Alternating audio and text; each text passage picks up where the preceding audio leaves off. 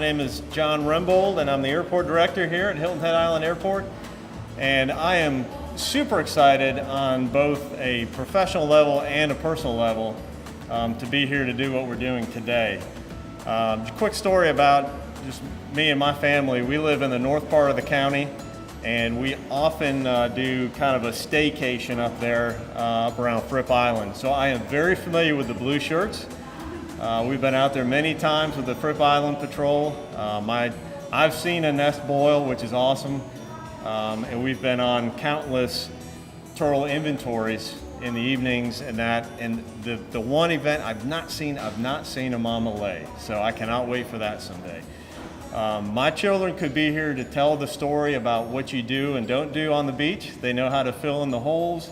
They know how to take all the stuff off the beach when the day's done, so they could deliver the classes for you guys. So when Mira came and said, hey, we want to put a turtle in the airport, I said, bring it on. And David Ames brought the subject up as well from the town, and I said, there's no better thing to put in the Hilton Head Island Airport terminal than a turtle. So we're very enthusiastic to unveil this today. Very glad that you're all here. And we want to welcome our town councilwoman here, Ms. Becker. Thank you for being here.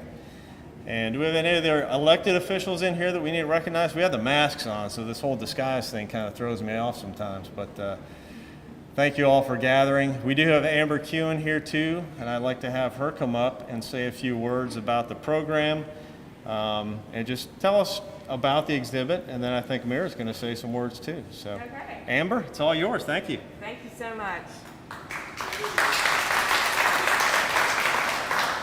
Well, this is exciting. Whenever anyone says to me, Amber, that's just not going to happen, or Amber, that can't be done, that's when I make it happen. Because I like a challenge. But these statues are part of a series that a lot of towns do for like cows around town or oysters around town, and I just order one. So when I call them in Chicago and ask for one instead of 100, they're like, oh, it's Amber in Hilton Head.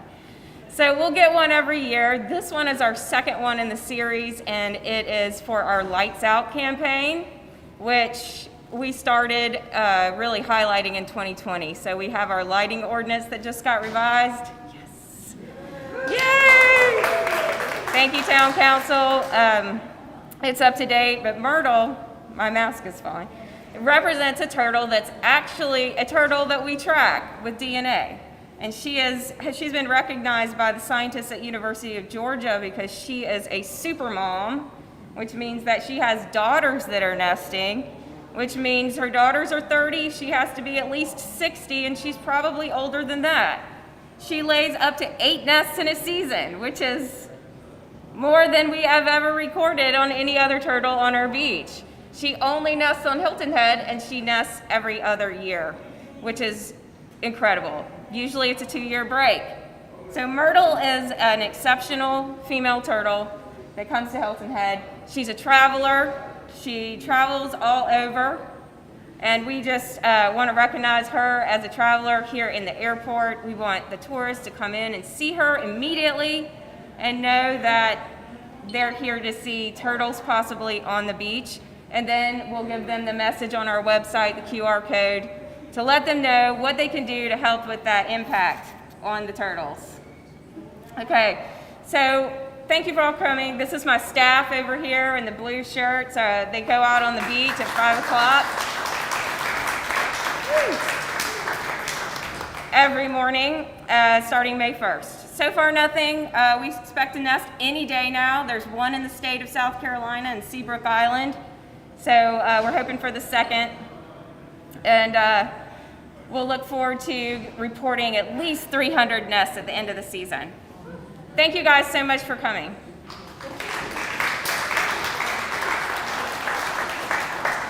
Hi, I'm Mira Scott. I'm the artist who has painted this sculpture. I'm currently working on number 3, and I've got the help of the children at St. Francis School, which is just down the street a little bit. But I also wanted to make a point of recognizing Renee Hushauer, who had volunteered material, and I can't even imagine how many hours to build this vintage travel trunk.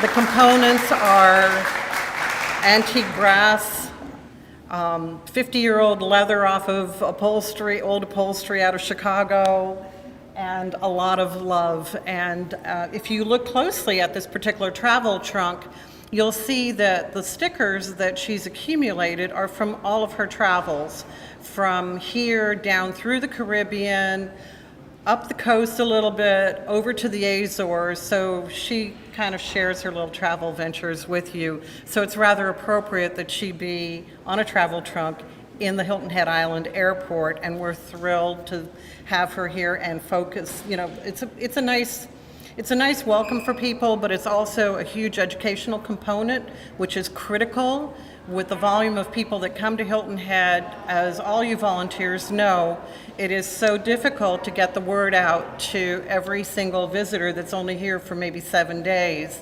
And hopefully with this type of product out there in the community, and the QR codes and the signs, the word will get out and our superstar will be world-renowned.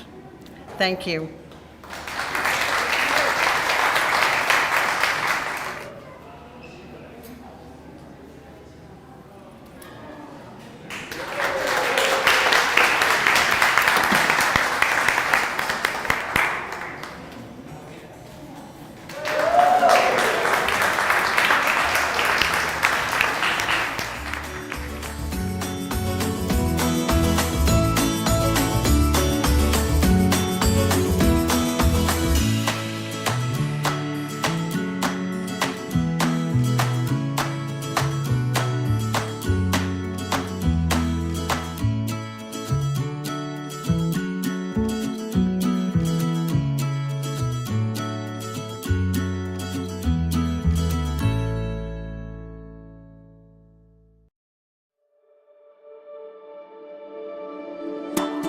Hi, my name's Victoria Hoffman and I'm the recycling coordinator for Beaufort County. Today I'm going to provide a quick Composting 101 tutorial. Composting is a great way to divert food and yard waste from landfills, and it's wonderful for your plants.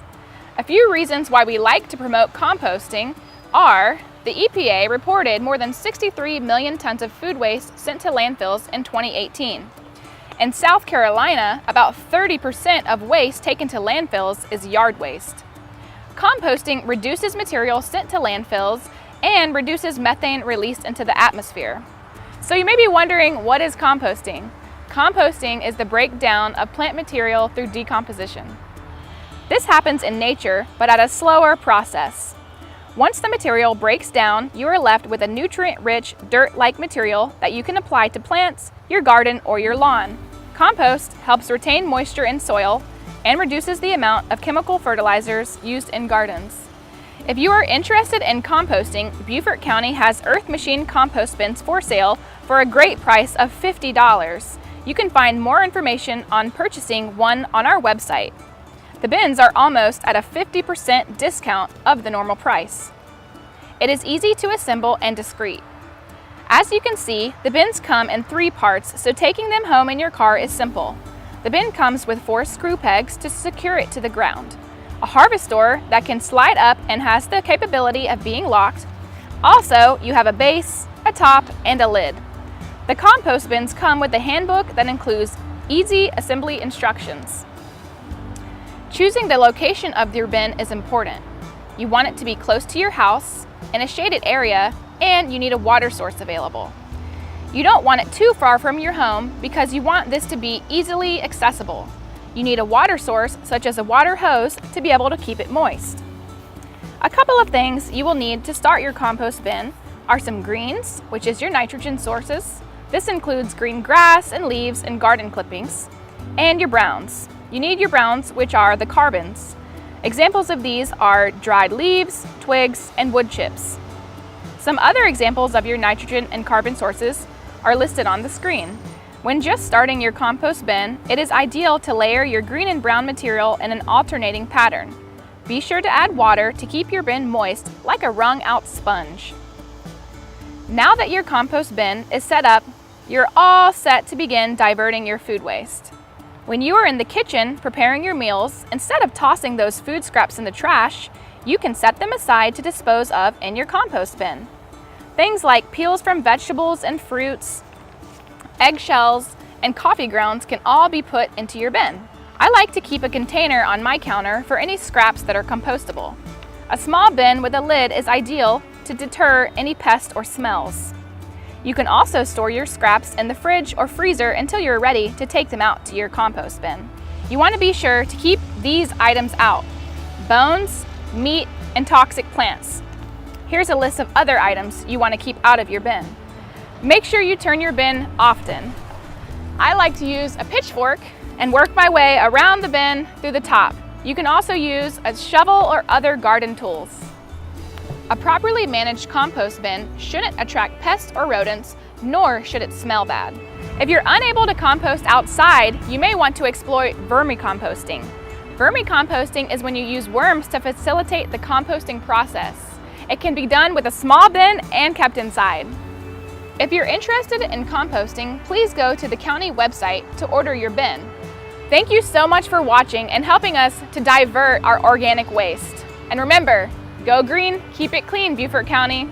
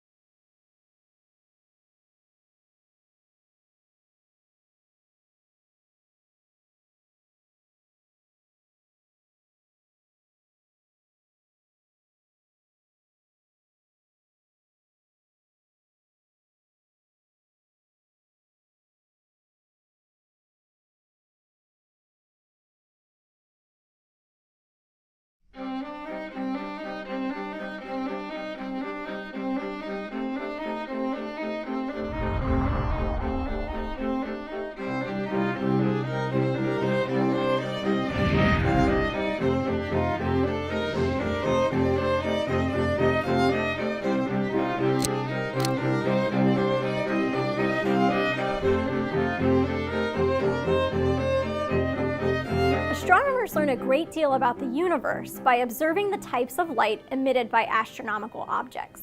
While our eyes can only see light that falls in the visible part of the spectrum, it also includes radio waves, microwaves, infrared light, ultraviolet light, X-rays, and gamma rays. The only real difference between these types of light is the amount of energy they have. All objects emit varying types of light or electromagnetic radiation depending on the object's temperature. Light can behave as both a massless particle called a photon and a wave. Waves diffract. When they pass through small openings, they spread out after they pass through. Two waves can also interfere with one another. If the waves are in sync, they add together to become stronger, and if they're out of sync, they cancel each other out. This classic double slit experiment demonstrates how light acts as a wave. In my hand, I have 3 pencil leads that are separated to create 2 tiny openings. When I shine the green laser through those openings, the waves interfere with one another and create a pattern of dots on the paper. If light behaved only as a particle, we would just get 2 dots on the paper. We can also show how light acts as a photon, or a particle.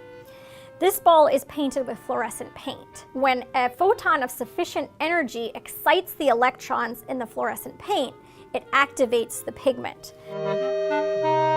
The red laser is low energy, and it's not strong enough to activate the fluorescent paint.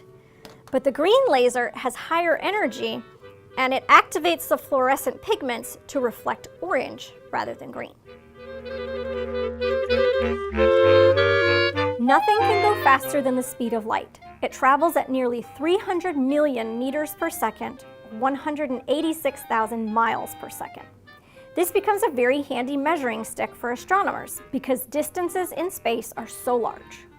Astronomers often use the distance light can travel in 1 year, called a light year, as a unit of measure.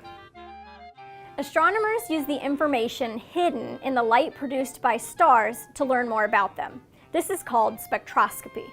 We can take white light and use a prism to split it into the different colors of a rainbow. Astronomers can also do this with the light coming from stars. The light coming from a star like our sun looks like this. The dark bands happen because the light from the star passes through the star's atmosphere before reaching us, and the elements in the star's atmosphere absorb the light at certain wavelengths. Each element absorbs at different wavelengths, so it creates a pattern similar to a fingerprint. This is the pattern created by hydrogen. We can see that our star contains hydrogen because the lines match up. Helium is also in the star because the pattern matches. The star doesn't contain any water, however, because the oxygen line doesn't match up. Sir William Herschel discovered the existence of the electromagnetic spectrum beyond visible light by accident in 1800. He set up an experiment like this one, using a prism to break sunlight into the different colors and putting a thermometer in each band of color. He was surprised when he found that the highest temperature was in the thermometer just outside the red band of color. He had discovered infrared light. Soon after, scientists began discovering other types of electromagnetic radiation, although it took more than a century before all the different types of electromagnetic radiation were understood. In the late 1800s, director of the Harvard College Observatory, Edward Charles Pickering, was producing images of stars etched on glass. His computers, a group of women who ultimately established the foundations of modern astrophysics, measured the brightness, positions, and spectra of the stars, like the one we looked at earlier. One of the women working in the lab, astronomer Annie Jump Cannon, analyzed hundreds of thousands of stars and is credited with creating the modern stellar classification system based on the patterns of stellar spectra. It was later realized that the group she created corresponded to temperatures of the stars. O stars are very hot and blue, while M stars are cool and red. Astronomers now have the technology to observe astronomical objects in all ranges of the electromagnetic spectrum. Most electromagnetic radiation from space can't reach the Earth's surface, so detectors have to be sent up above the Earth's atmosphere, placed on mountaintops, attached to a giant balloon that hovers above the atmosphere, or sent into orbit on rockets and satellites. The images these detectors produce use visible color to represent wavelengths of light that are invisible to our eyes. Imaging astronomical objects across all the wavelengths of the electromagnetic spectrum can tell astronomers a lot. The mass, size, chemical makeup, distance, speed, magnetic fields, and temperature can all be observed. Spectroscopy has provided astronomers with invaluable information about the cosmos and is still shining new light.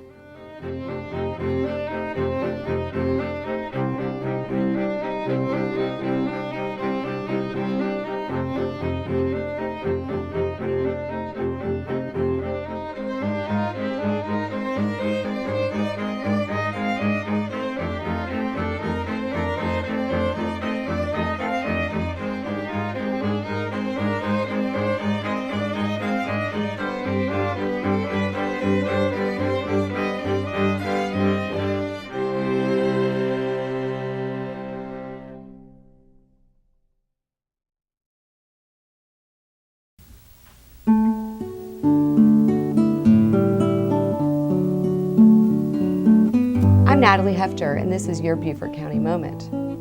In the 1930s, Honeyhorn on Hilton Head Island was owned by two men from New York, Alfred Loomis and Landon Thorne. They entertained hunters and enjoyed their visits to Hilton Head. But while they were not here, Alfred Loomis had a laboratory at his home in Tuxedo Park, New York. There he entertained some of the nation's best scientific minds. He was involved with the invention of Loran radar system and funded many scientific projects during World War II. His cousin was Secretary of War Henry Stimson, so he was very involved in many of the projects during the war.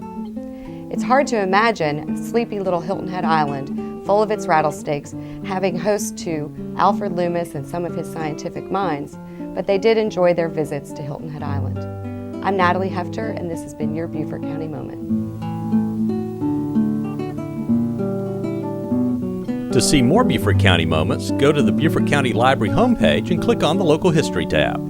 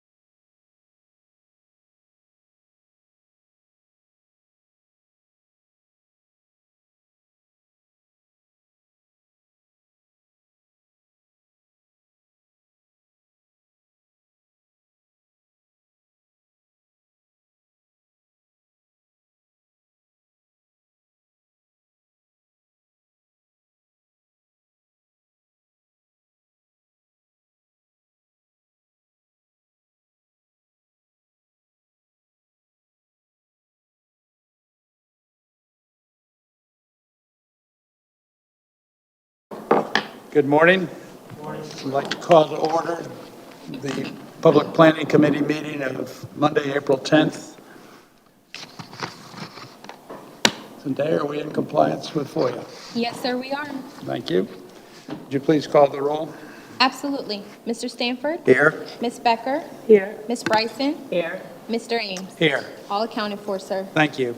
Approval of the minutes. I understand that there is a question on a couple of the minutes. Patsy, would you like? Yes, with regard to the minutes of October 27, 2022, I was not yet on town council, so I would not be able to review and approve those minutes. So if we could just separate those out. Well, is your name on or you can simply abstain? That's fine. Okay, If thank we you. just pull that one out. Then with regard to the minutes of March 9, there is a paragraph under unfinished business. Specifically with regard to Phase 4, I believe Councilmember Stanford and I wanted to make sure that the elements of concern regarding mass, scale, density, height, and floor area ratio be separated out and focused on during Phase 4. And I think the staff has done that, but I'd like for the minutes to add a sentence to say that Councilmembers Stanford and Bryson requested that standards regarding mass, scale, density, height, and floor area ratio be focused on as the first part of Phase 4. Second that. Okay, Zendaya, can that be adjusted? And if you're comfortable doing that, we can approve the language at this time? Yes, sir. Okay. Is there a motion to approve all 3 minutes with the knowledge that Ms. Bryson was not here and therefore would be abstaining on the October 27th meeting? And then the March 9th meeting would be adjusted as amended as requested. Okay. Is there a motion to approve all 3? Second. Is there a second? All those in favor signify by saying aye. Aye. Aye. Opposed? Thank you. Thank you. Zendaya, I have a set of agenda with so many different colors here, I'm confused. Approval of minutes, appearance by citizens, thank you very much. Do we have any citizens to speak to us today? Yes, sir. Today we have Mr. Skip Hoagland. Mr. Hoagland? I'm gonna pass. I'm just gonna wait and see what actions you take and if you actually come through on a lot of the things that citizens want, so I'm not gonna make any other comments. Thank you, I appreciate that. New business, growth framework and district planning initiative presentation overview. Mr. Sean Cullen.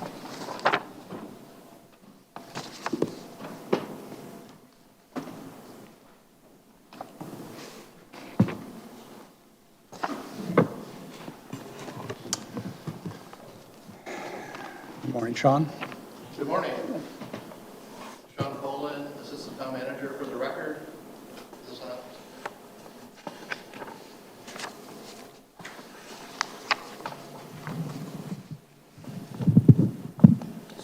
Good morning. Sean Colin, Assistant Town Manager still, for the record.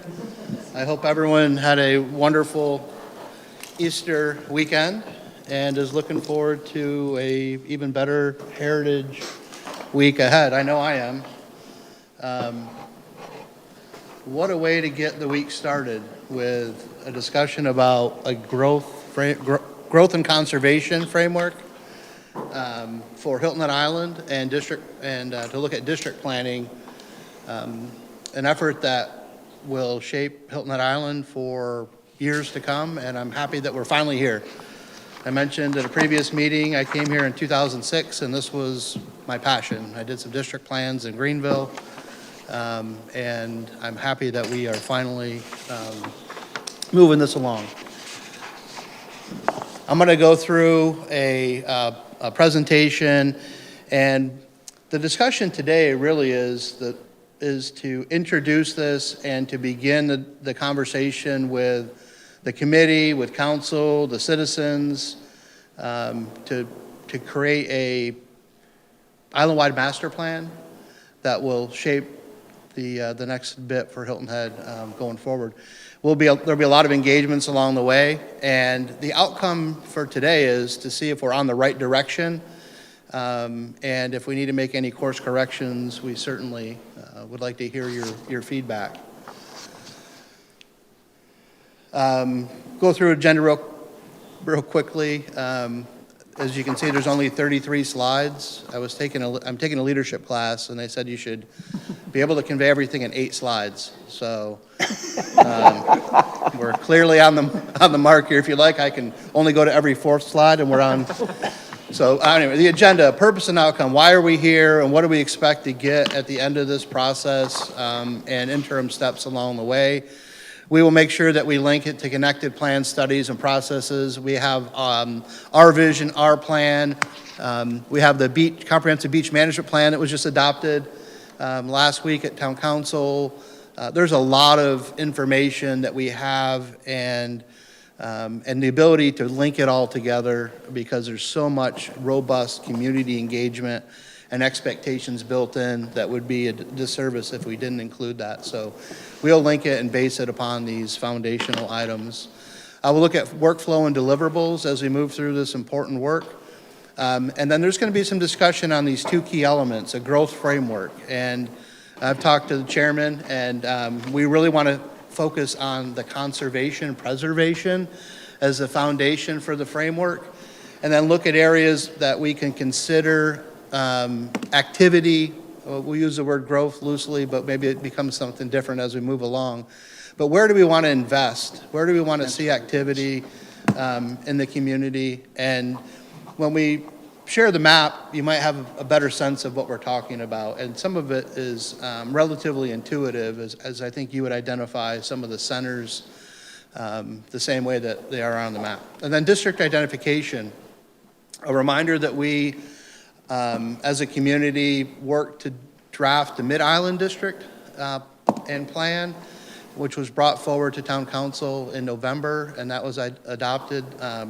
The districts in the area of the old Port Royal Golf Course, it includes Port Royal Plaza, Northridge, Sea Turtle, the airport, and the greater surrounds all the way up to Mitchellville. And we'll talk very briefly about the Mid-Island, but we will also talk about the definition and boundaries for 7 additional districts to complete the district planning that will be stitched together into this island-wide master plan that we've been talking about. And then we'll talk about next steps. You know, why are we here? We know that there are pressures, and they come and go. They're in cycles, whether it's the economy, whether it's growth. We've seen short-term rental pressures here lately. COVID changed a lot of travel patterns, and we know that there's new pressures, and changes move fast, and policy sometimes moves at a different pace. We have an opportunity right now to put a stake in the ground and say, we are going to make informed decisions on how we want to see our community in the future. And it's time to have those conversations, to be intentional in our policy, in our actions, and our investment. Again, very important from my standpoint, my team's standpoint, that we look at this blueprint, but first to focus on the conservation and protection.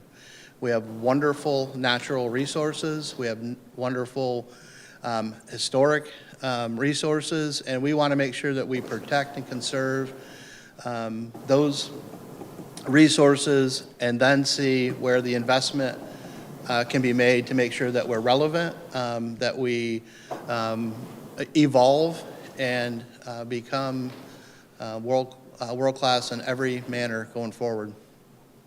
And then we want to make sure that we don't completely lose our identity in this process. You know, we need to be grounded in who we are, and then use that as a foundation to understand what we can become. I always say, if you don't know where you start, then you don't know you don't know how to get to where you're going. So, and if you don't know where you're going, you're just wandering around. So, we will go through this process, but based in those foundation bits, and then the aspirational side of where we want to become. As I mentioned, we're going to build on existing plans. We are going to engage the community directly. We have, as part of this process, we'll talk about having a focused charrette. We'll have discussions in each of the districts to make sure that we understand expectations and thinking within each one of those sub areas. And then we will develop policy recommendations, just like we did in the Mid-Island district plan, to look at how we address community issues within each district and then across the community. And that will set the foundation for what I hope is one final overhaul phase of the LMO. You know, we're going to talk about phase 3 in a few minutes, but we have a phase 4 that is cranking along, and we hope to deliver very soon.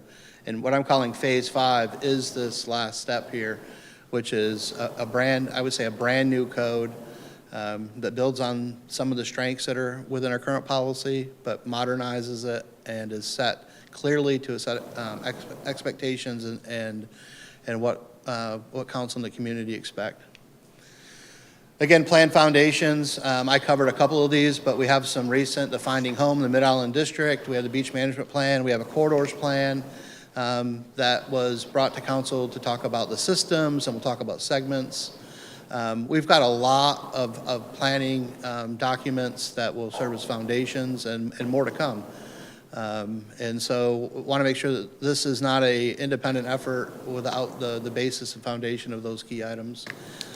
We also have the conditions and trends that we started a while ago, and we will integrate the deliverables that we're receiving on some key information, and I'll talk about those in a second, into this work as we go forward with the district planning and the growth framework. You know, the vision, we have the vision discussion quite a bit, but really just trying to define the next chapter through engagement. And, you know, there's that capacity side, making sure that we can become who we want to become based on the capacity, constraints, and focus on opportunities. But who do we want to be? Who do we want to attract? Who do we want to focus investments on? And that will come out as we move forward. Physical direction. When you do these district plans, you know, that's a key consideration. Where is the public going to invest in infrastructure? Where is the public going to invest in protection? And then that will drive also where the private sector is going to be driving investment as well. We'll include Sean, let me Yes, sir. interrupt for just a second. Zendaya, I see a couple of people putting on jackets. Would you adjust the temperature just a tad, please? Thank you. Go ahead. As I mentioned, we'll also include those key demographic information to make sure that what we recommend from policy is achievable and based on that, on those data points. And then clear next steps. We really want to make sure that the outcomes of this are translate well into code changes so that we don't have any ambiguity on what was the purpose and intent and the outcomes, and then how to deliver those policy recommendations and investment strategies going forward. I'm going to cover conditions and trends assessment just at a very high level, a couple of key bits. But again, we started this a while ago and talked about some topic clusters for conditions and trends, and you can see them listed on the board here. We'll have deliverables on data points and trends for all of these. And we also talked about having a foundation that will be able to track this information over time. A couple of key ones, you know, island population, you can see population growth since 1960 and forecast to 2030. You can see the growth rate. You can also see the comparative for Beaufort County from 2010 to 2020, 1.2 on island in that 10-year period and 20% population increase for Beaufort County. I think that's important to know that we're part of a regional system. When we talk about capacity, we talk about transportation, impact to natural resources, to see the growth rate for the region, because that also includes workforce as well, and that on the island. And then another data point here, but looking at housing units, you can see the difference in the age of structures when you look at how many on Hilton Head were built before 2000. You get 81% of the housing stock was built before 2000, and you've got 40% in the county that was built after that date. But anyway, you can see kind of housing unit data as we move forward. And there'll be a lot of data points, again, through those conditions and trends that will help shape at least our thinking and provide some clarity around some of the anecdotal information that gets shared around the community. You can see housing value and how it's been impacted through recession. And then here recently with the COVID crisis and average home values, you can see they've gone up. A lot of that was migration from Northeast, Midwest, but also I would also say that includes the transition to short-term rentals, also driving up home prices across our area. Supply has been an issue, and it's driving up prices.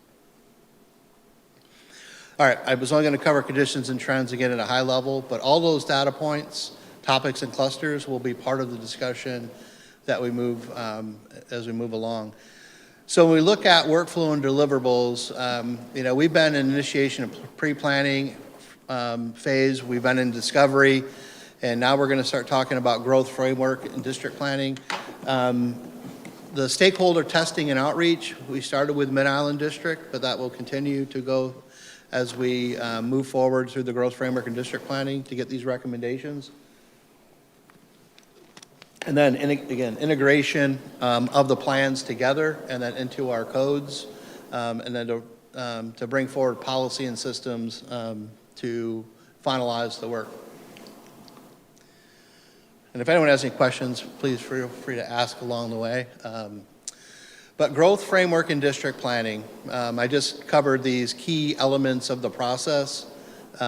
We will have this engagement, testing, and outreach, and ultimately result in policies and systems to change our code, to change operations, to change investment and funding considerations through our CIP, and we'll cover all of this as we move forward.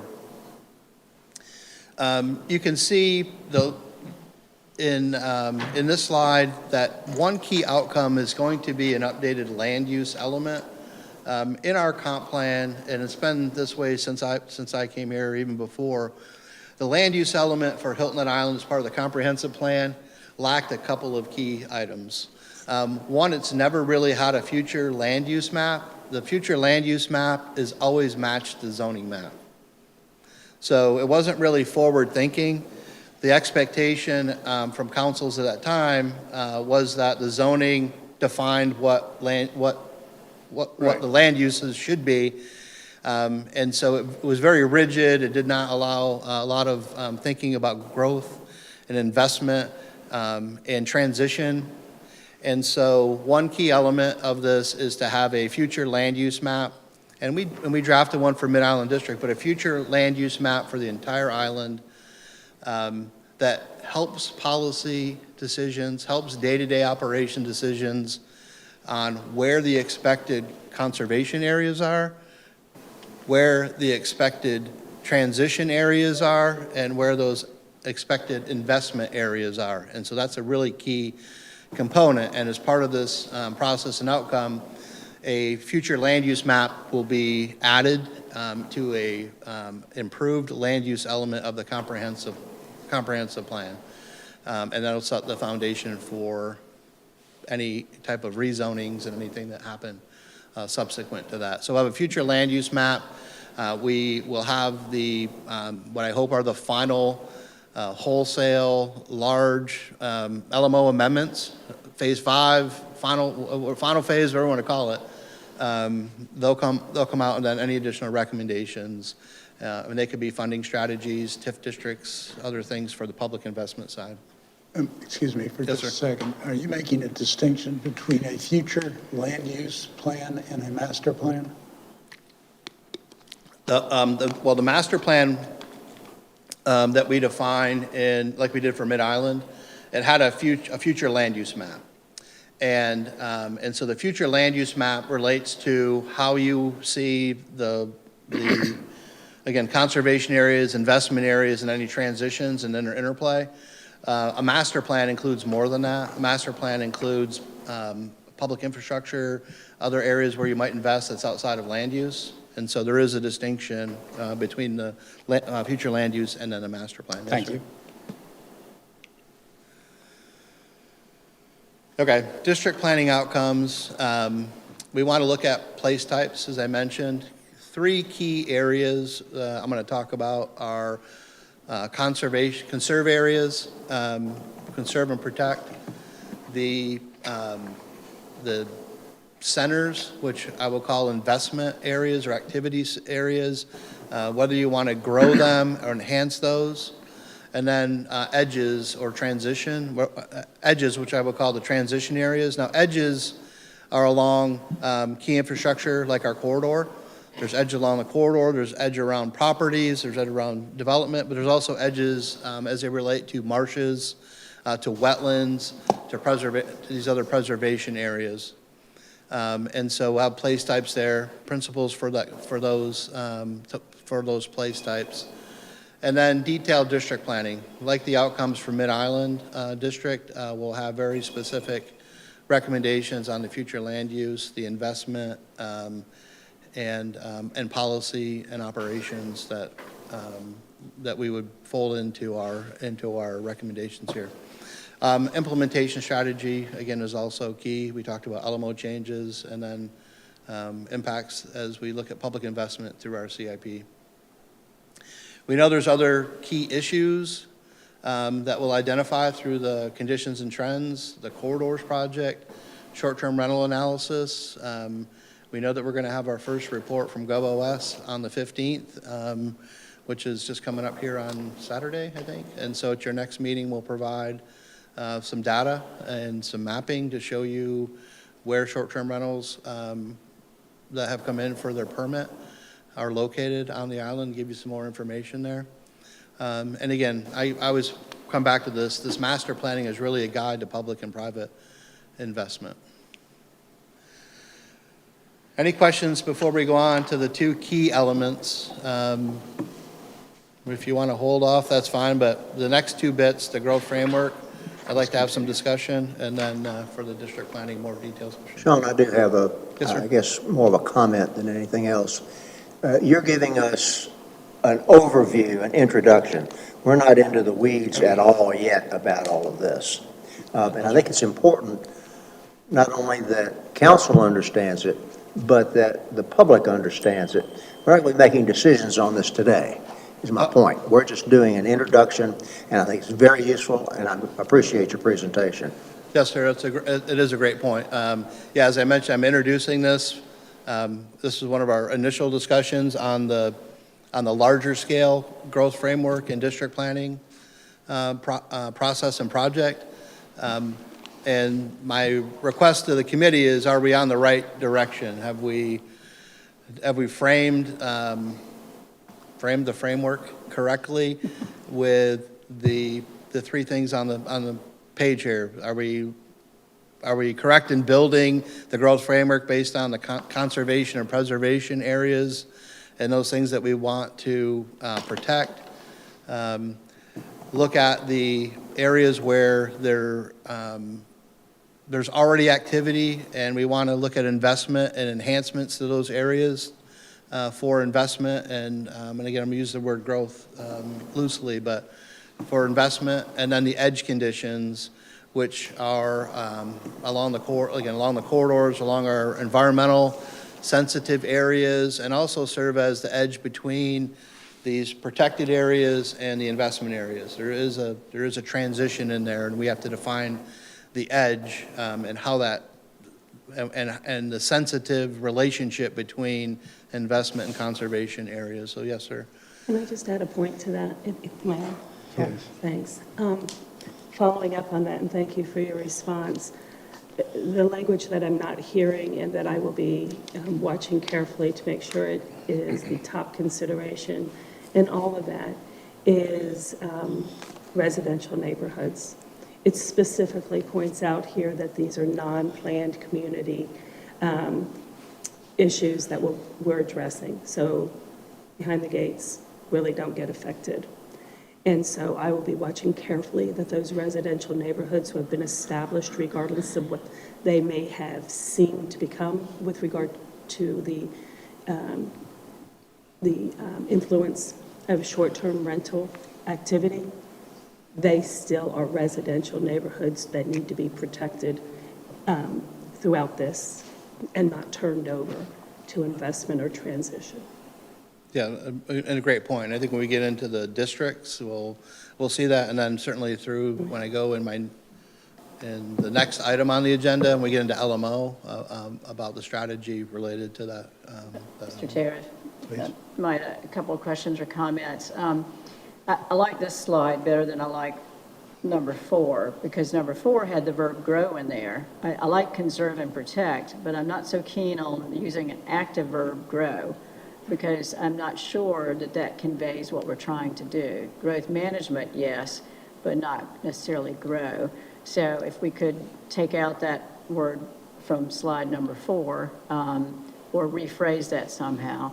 So that's an overall issue of mine with where you've gotten so far.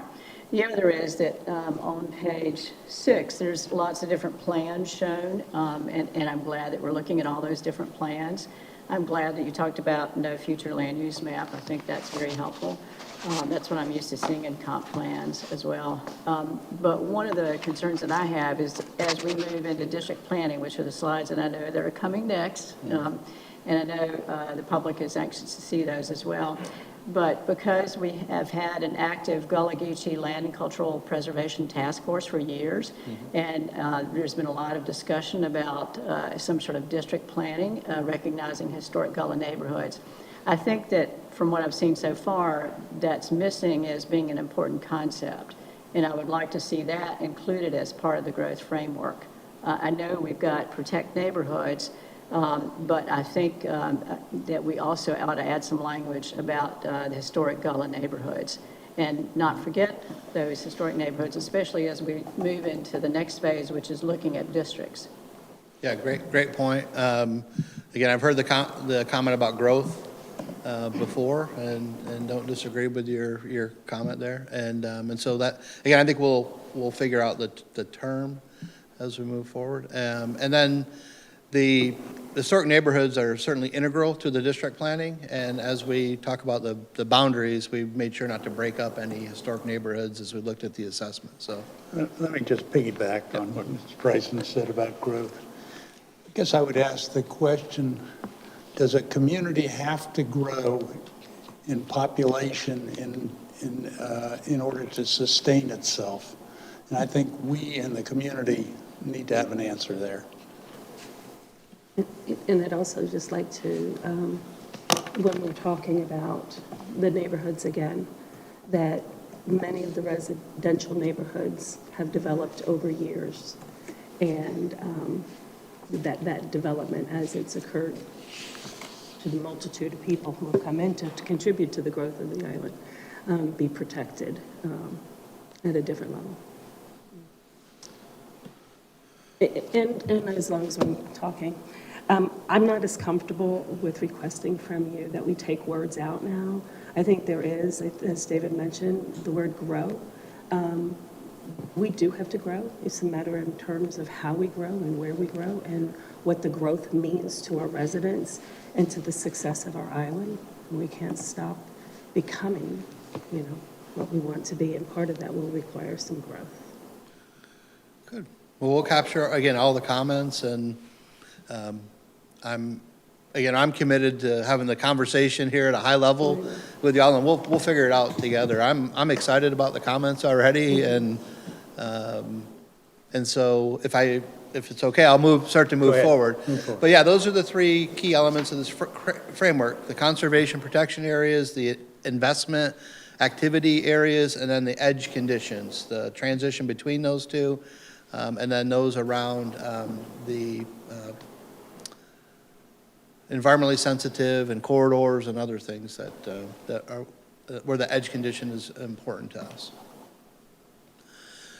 So here is, again, a very high-level draft growth framework map. We'll just call it a map, okay? A framework map at this point. I didn't take it out, Ms. Becker, I'm just... No, I get it.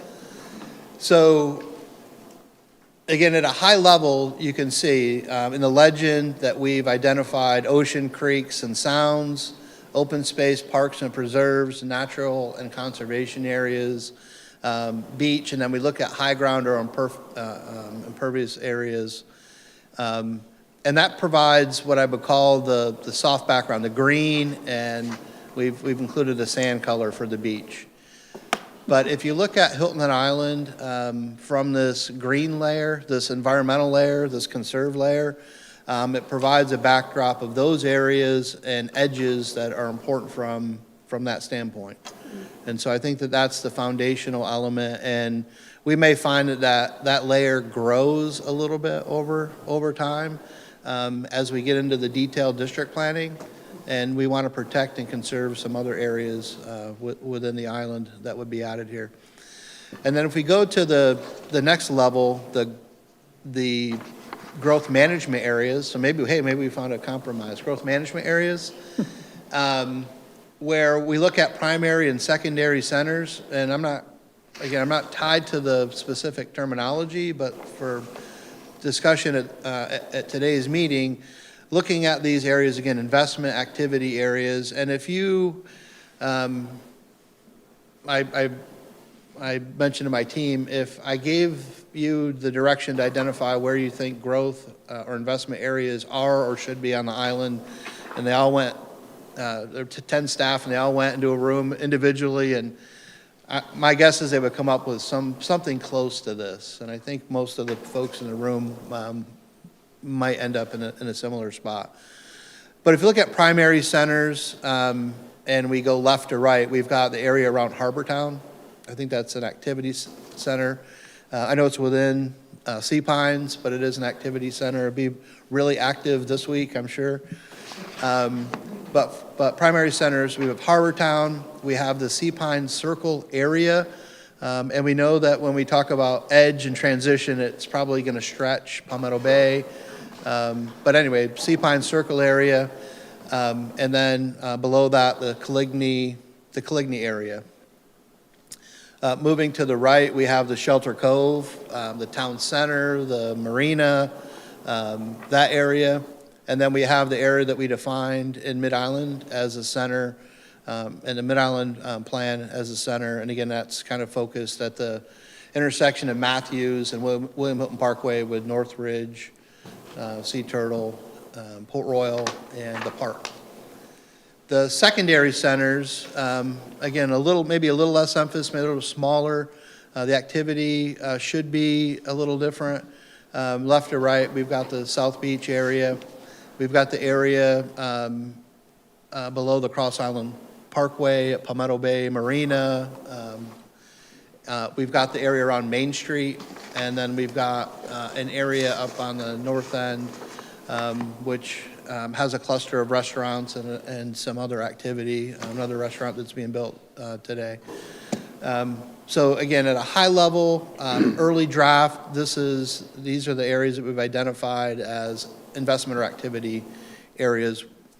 So rather than conserve, these are areas that we should provide some consideration on what we think they should be and how they should evolve, how we should invest, if at all, going forward in these key areas. And then, as I mentioned, what we don't have on here is the transition, that edge as they go away from the activity center, but how do they transition, and what's the interface between those areas and the conservation areas as we move ahead. Sean, you don't have to expand on this at this time, but I think there ought to be an allowance as we look at this, that there may be an activity center that doesn't exist today somewhere on the island. Yes, sir. This is our team's initial draft, including staff and some consultants. We anticipate that there will be modifications to this. There may be tertiary centers, there may be different style, maybe beach villages. I don't know, but At this point, it's just something to react to, and hopefully we're on the right page that we've identified, at least a high level, those areas where there is activity or could be considered in the future. Well, and I think this is the current situation that exists, not where and how we expect to see growth necessarily. So I think this map the name could be changed to current conditions or something like that. Sure, absolutely. It was based on the thinking today, if you were to identify, and as we move forward, talking about future investment, I think it should be for discussion on how to modify. If I could, Mr. Chair, I'd pick up on that too. I would say existing, and I refer to them as commercial nodes, if you will. You're calling them primary centers and secondary centers, so center of what? To me, those are the commercial node activities, and that's where we ought to direct certain kinds of activities and infrastructure and considerations, separate from the areas to conserve and protect, including all kind of different neighborhoods. And then the final thing that I would say about this map is when I look at the white area, and thank you for the yellow for the sand, I appreciate that. It says high ground or impervious areas, and I'm going like, wow, that's a lot of high ground all over the island, but I think that what that's trying to reflect, some of it is higher ground, not very much higher, and impervious areas. So I cocked my head a little bit going like, a lot of that are the PUDs, so maybe it's area that's been developed. I don't know, it just seems like a kind of too much of a conglomeration of different kind of areas to me, but maybe the intent here is mostly to show the current commercial nodes or current high activity nodes, and maybe that's what it should be reflective of. That's my sense. Yeah, I think it really does have to do with whether or not we're talking about existing conditions or where we think these areas maybe justify investment and where we want people to gather. So it may be more than just commercial. It may be a statement about where we want people to have a sense of community together. Thank you. Yeah, great point. And I think as we go forward, you're absolutely right. This is sort of a foundational, but the outcome should be a very future forward-thinking framework for investment. Sure. And so if someone comes in and says, I've got this project and it's in an area that is in the conservation, we know that that's not the right investment in that area. So, and if I could add one more thing to what Mr. Ames was saying, and that is, I'm calling them existing commercial, but as in the Mid-Island District, I see them as probably mixed use. So you could have housing in those areas as well as commercial activities, office activities, but some sort of focused activities. I almost call them, mini town areas. We don't have a true downtown. We have lots of activity areas, if you will. mm-hmm. That's a good point. And I guess just for a point of clarification, as we've been talking about this, we've focused on this map with those specific areas, and then a secondary focus on things that could happen in other areas. And I think that is, and maybe I'm not good at high-level things, maybe I like the details a lot. And so maybe I'm seeing past, but that secondary conversation that I keep hearing bits and pieces referred to, that is a bigger focus for me to make sure that we're not just glossing over this piece and not understanding what really might come next on that second level. So I'm going to withhold judgment until I start hearing a whole bunch about that piece of it. Mm-hmm. Yeah, it's a great point. Again, this is the start, and then we will add more detail. As I mentioned, those transition areas from the activity centers are critical to understand the interplay between those investment activity centers and the conservation areas. We've already talked a little bit about this, right? So I put it up on the board, and we got a reaction, which was great. But we'll continue to refine this based on the input from the committee, from council, from stakeholders.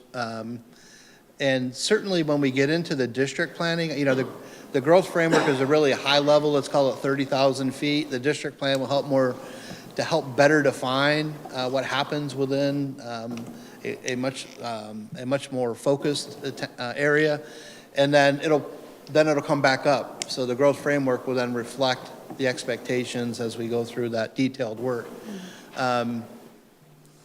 We know that we need to spend a lot of time on the conservation and protect, on the edges, and then really look at appropriate investment and activity that we want to see, whether they're in these shaded areas or in other areas. And then Councilwoman Becker, as you mentioned, that detailed analysis around the centers and the edges, really understanding that sensitivity is going to be critical to make sure that when we look at the recommendations and implementations, we have a code that respects that purpose and intent in that transition. Growth framework. Are we on the right direction? Before I go into district identification and the district plans, are we on the right direction? We're trying to frame it in a way that focuses on the protection part, look at investment areas, and then really help define that transition as we move through the work. Are we? Sorry, one more question or comment. In the data, and I can't remember which slide it was, but the one with all the circles with the data like housing and population and infrastructure, et cetera. There's some external reports that keep coming across my desk and probably the rest of our desk, such as the Community Foundation just did a report called Community Indicators Report. I know the Chamber does analysis, USCB does analysis. So when we're looking at those kind of circle trends, whatever you call, I've forgotten what you call them, then I assume you're looking at all kinds of different data and not only data that's been presented by town staff or town consultants. Just want to make sure, and then what happens if the data is conflicting? How do you resolve that? Well, one, yes, we'll look at all data points that's been verified and available so that we are providing the information needed to make decisions. We'll look at if there's conflicting data and to see what the root of the conflict is, and make sure that we're bringing forward data that we feel that we have confidence in making those decisions. So, but yes, it's, we look at all different data points and trends, and going forward, I think it's going to be important, especially as we want to monitor progress moving ahead. So. Okay, thank you. I would answer your question by saying this is a new exercise for me, but I like the feel of it. It seems like you have started big picture, and then over time, we're going to be narrowing down to answering the questions that we all have about managing growth. So I'm pleased with the initial presentation. Yes, Move ahead unless there are other comments. Thank you. So you're going to have to be comfortable seeing me quite a bit over the next several months in my team. So. Right. I think it's an exciting process that we're embarking on. It's something that the island as a whole has been asking for, and I think that you've laid it out clearly with regard to this level. As I said before, details matter, so I'll be watching. Yes, ma'am. Yes, thank you. All right, so moving ahead, so I think we're good with the direction on the framework, and this is the first time that we're showing the district geography for what I call the 8 districts on the island that we will stitch together for an island-wide master plan. We've completed number 4, and the reason they're labeled this way is we started at number 1, you can see in the light blue, and we went clockwise. So there's no other rhyme or reason. There's no priority to this effort at this point. I'm just representing them here. But number 1 is what we call the Marshes District, and I'm going to go through in a little more detail and focus in on them. Number 2, Skull Creek, come through the Stony community. Number 3, we're calling the Main Street District. Number 4 is Mid-Island, which is the plan that was adopted by council in November of last year. Number 5, we've called Chaplin, and you can see it's really Singleton through Weston-ish area, but includes all the beach communities in that area. Number 6, the link there, the Parkway District, from the inlet at where the old Cracker Barrel site is, the law enforcement center at Shelter Cove Lane, all the way to Arrow Road on William Milton Parkway. 7 is the Forest Beach District, and you can see conspicuously that Coligny is part of that beach district. And then 8, we'll call Bridge to the Beach. In the past, the Bridge to the Beach was that geography, but it included the segment through Coligny to the beach. So we're going to take a liberty and say it's Bridge to the Beach, Forest Beach District in this new way of thinking. I have a question. If you were to exclude all the PUDs on the island, would these neighborhoods be the 30% that are outside the PUD gated communities? Yes, sir. Is there any land that is not included in this neighborhood that is not in a PUD? No, I don't believe so. Okay, thank you. And going back to Councilman Bryson's comment, when we looked at how to define the geographies, we tried to look at common themes among the districts, and also another key point was to make sure that the historic neighborhoods were kept intact. So I don't know if I can show it on the screen here, but in this area here, the Spanish Wells Historic District is bifurcated by the Cross Island. And so we had initially thought about having this area on the north side of the Cross Island be a district, but again, the intent not to bifurcate that historic district. Historic neighborhood was the thinking in this. So I'm going to go through, any questions on the big map? I'm sorry. Sorry, while you're talking about that, yep, microphone's still on. Where in the process will you run this by the Gullah Geechee Land and Cultural Preservation Task Force? Yeah, we have in our engagement, again, wanting to share this with the Public Planning Committee initially. We'll bring this forward to Planning Commission, as well as the Gullah Geechee Task Force for their, to share the same information. And then as we get into district planning, we can work with the community and those groups to help provide information to help define the recommendations that come out. Okay, thank you. Any other questions? All right, so we'll go through just in a little more detail. Marshes, and I couldn't remember all 33 pages of notes here. But the historic neighborhood here, Jonesville, Jarvis, Old House Creek, Spanish Wells, Gardner. We've linked it because of the common theme that has Marsh Edge. We've linked it because it does have the historic communities within it and the geographies, and believe that while the future land use map and activities that will be within this district will not be homogeneous, there'll be some differences. That common theme of the marsh edge and the protection, there's not a lot of depth in a lot of these properties that we've linked this together and labeled it Marshes District.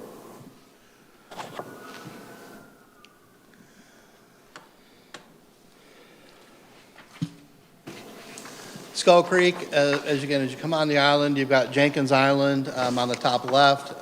William Hilton Parkway is the border kind of along the edge and the properties that abut it. But it's really Squire Pope to Gumtree and that area. Most of this property is zoned either Stony or RM4, a little bit of RM8 in there. And so it's really if you were to look at a new town or village concept and planning, they typically start with a school. And so you've got the school clusters in this area and a lot of residential around it. And so we'll call this the Skull Creek District at this point, but that's the thinking in this district which bound it together from a land use and activity standpoint. Sean, I noticed on this and other maps, the little white rectangles and squares, I'm assuming those are the buildings that are in existence there. And I think it's going to be very interesting as we go through this process to analyze where these structures are and how they're clustered and how we want them to be clustered in the future. So I'm glad that data is there. Yes, and you're correct, those are the structures, and absolutely, that'll be part of the assessment and analysis. And while the first district, the marshes, highlighted by marsh areas, there are a number of marshes in other areas on the island as well. And so there may be some characteristics of that district that would be incorporated in other districts because they also have marshes in them. Yeah, and one on this slide, that for me, if you looked at a potential modification, would be the Honeyhorn addition, because we know how sensitive it is into the marshes district. And then we'll leave the remaining intact. I think it'd be difficult to define a district in all the marsh areas because we want to kind of keep them and look at them as the interplay together. But we will, I think hopefully we'll have the right general geography and we can nuance a few things, like say maybe Honeyhorn should be part of marshes rather than Skull Creek, but. Yeah, I wasn't suggesting any, at this point, any sort of boundary changes, just the reflection of the fact that it's one called marshes, it doesn't mean there's only marshes in that area. Sure. That whatever considerations we need to make about areas adjacent to marshes, that carries forward in other districts as well, just that concept. Absolutely, yep. Number 3, Main Street. We know that we've got the William Hilton Parkway and the Main Street area. This really takes a look at most of the non-residential area that's between the Mid-Island District and Skull Creek. There is some residential property in here.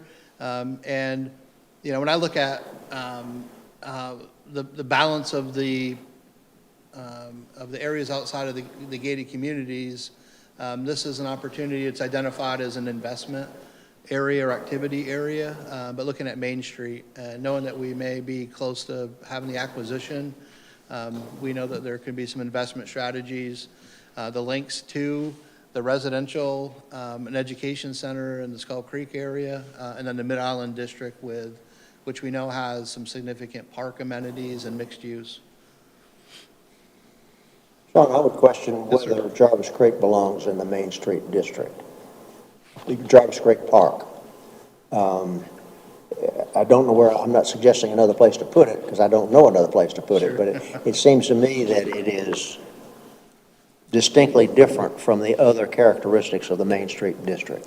Well, it's a good point, and I'd like to point out, like if we look back at the Mid-Island District, you know, Mid-Island, the center has a lot of activity. Yeah. But there's also the Northridge Conservation Tract, there's a Mid-Island District and Ashmore Tract. And so the Jarvis Creek area could be a conservation area within the bigger district. So I certainly understand that. And on the future land use map, I would certainly hope that it's Parks and Rec and Conservation going forward. Mid-Island, I don't want to spend a ton of time on Mid-Island, but I do think it's important to know that whatever we learn through this bigger effort, we'll want to go back and calibrate and take a look at Mid-Island to see if there's anything that should be considered from a policy standpoint or any nuance or modifications.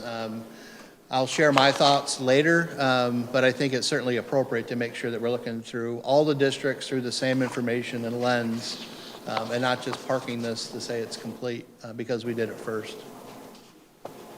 John, my instinct is telling me that each one of these neighborhoods or districts has a unique character, and that we ought to be identifying those and developing that character as we develop the plans. You mentioned the school district. Well, schools have kids. Maybe that area is a place where we begin to understand what families need on this island to prosper.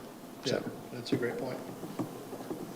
One other thing as we move through the other districts, and we talked a little bit about what belongs in one or the other, As we go through the input from the communities all along the way and from our various commissions and task forces, we may get more input to say Jarvis Creek belongs in a different area or something else belongs in a different area.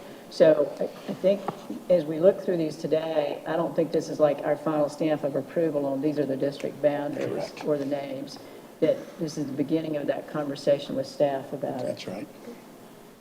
Yes, absolutely.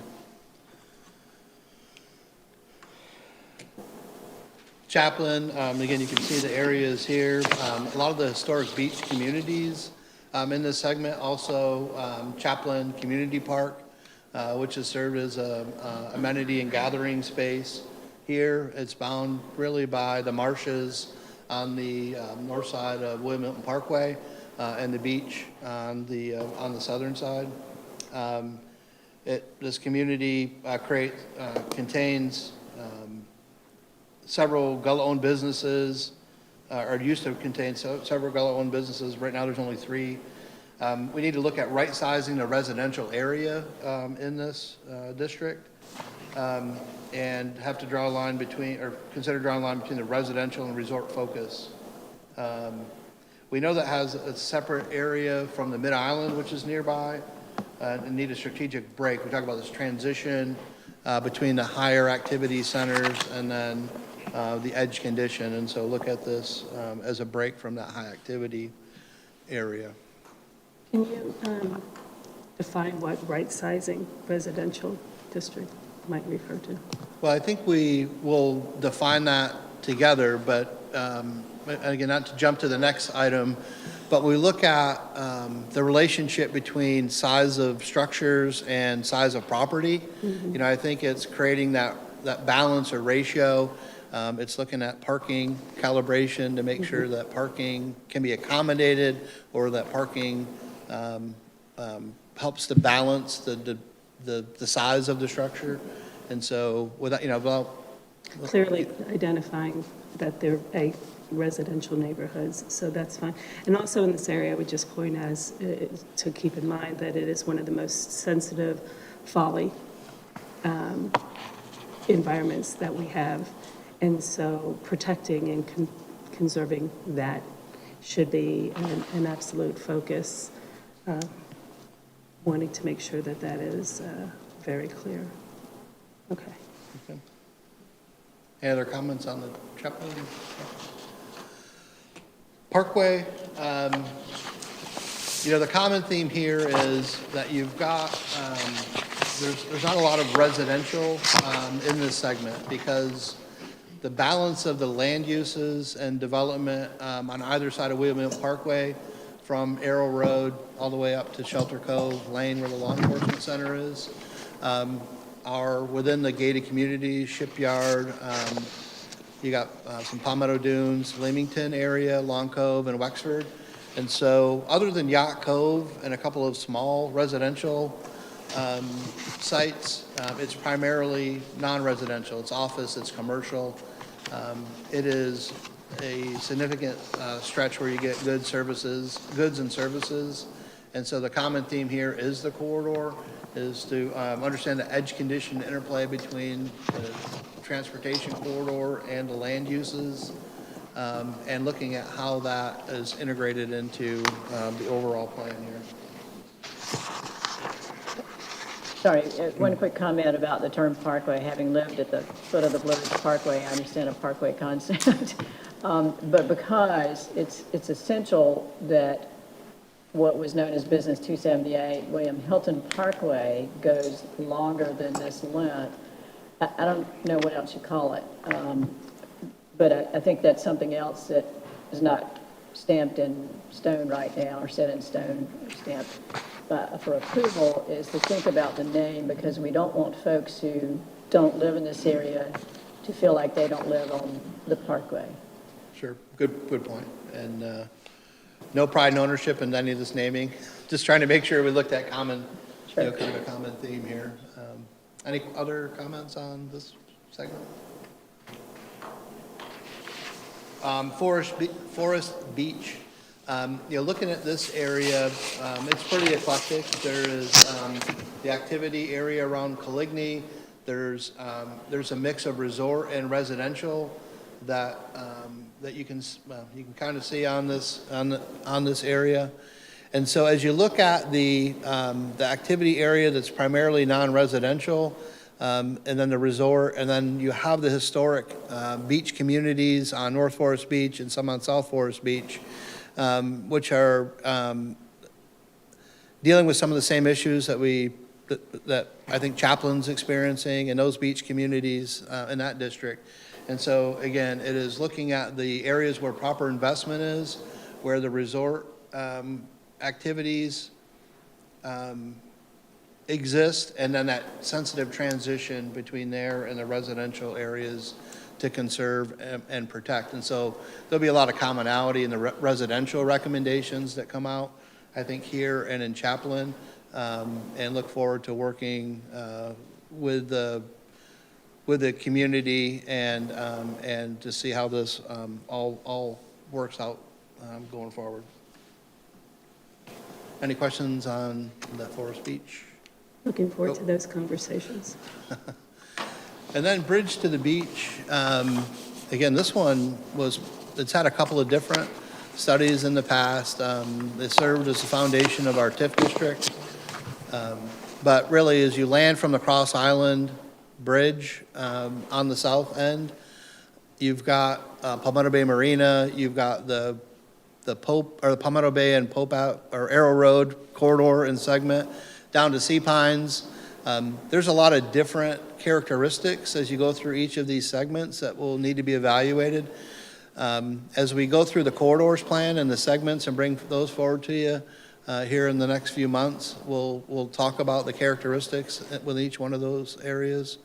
And then you can see the primarily residential area along Point Comfort Road, and taking that into consideration as we round out the districts. I don't know about Buckeye. I guess we'll have to take a boat to get to Buck Island as it's part of it, but that's the final bit and final district as it rounds out the 8 districts to complete for this effort. Let me know when that boat leaves. We'll make sure we have good weather too for Any other anyone who wants comments to on visit. this particular area? I do have one, Sean. Yes, sir. This Bridge to the Beach and then Coligny areas are transportation road traffic issues. And so I think that this may be a focus that staff needs to grapple with very early on. You know, we have Sea Pine Circle, which is basically a narrowing of a throat of traffic, and that whole corridor is going to dictate what we need to be thinking about in terms of population, types of housing, so on and so forth. So I think that's going to be a struggle in order to give the south end some kind of quality of life. Yes, sir. Thank you. Go ahead. One other thing, I'm glad you mentioned corridor there, because we have the corridor study and plans that are being prepared now. And so those have got to, the district planning and that plan have got to somehow talk to each other. Mm-hmm. Yeah, That's great. okay. Which is somewhat aligned to what I was going to say with regard to our parkway. I'm looking forward to that corridor plan and how it'll be developed. Because, and just a point in the emphasis of why this is also important, I don't know how many other people have taken notice, but as 278, our parkway, has been resurfaced, there's an expansion of asphalt, creating more roadway and reducing the edges that protect the aesthetics and the neighborhoods. And some of maybe what we're trying to remember. And as you mentioned, I taught my children growing up and teaching my grandchildren, always remember where you came from. Work hard, make it better, but always remember where you came from. And I think that even in these most recent activities with resurfacing, and others, we are seeing a loss of remembering where we've come from. And so that's one of the reasons this is so critical. And when people ask, why are you moving fast? We're moving fast to keep more and more of that loss becoming reality and unchangeable in the future. So why it's important. Sean, I didn't realize that asphalt had been expanded. Is that accurate, and where? Well, we'll check into it. I know when they clear the edges, sometimes what's happened is the grass grows over the edges of the shoulder, and when they roll back to resurface, they expose, maybe it was 4 or 6 inches that was covered over time because it wasn't edged, but we'll check in to make sure. Just get back to Well, us. in addition to that, there's longer approaches what are they called, cutouts? There are longer approaches where before there may have been a short distance for a car or 2 or 3 maybe to stack. It's increasingly widened on those approaches. Just give us a report Yeah, we'll on where look that. I just want to make sure we're clear on what we're looking for. Yeah, okay. Before I go next step, so these are the districts as we've defined them.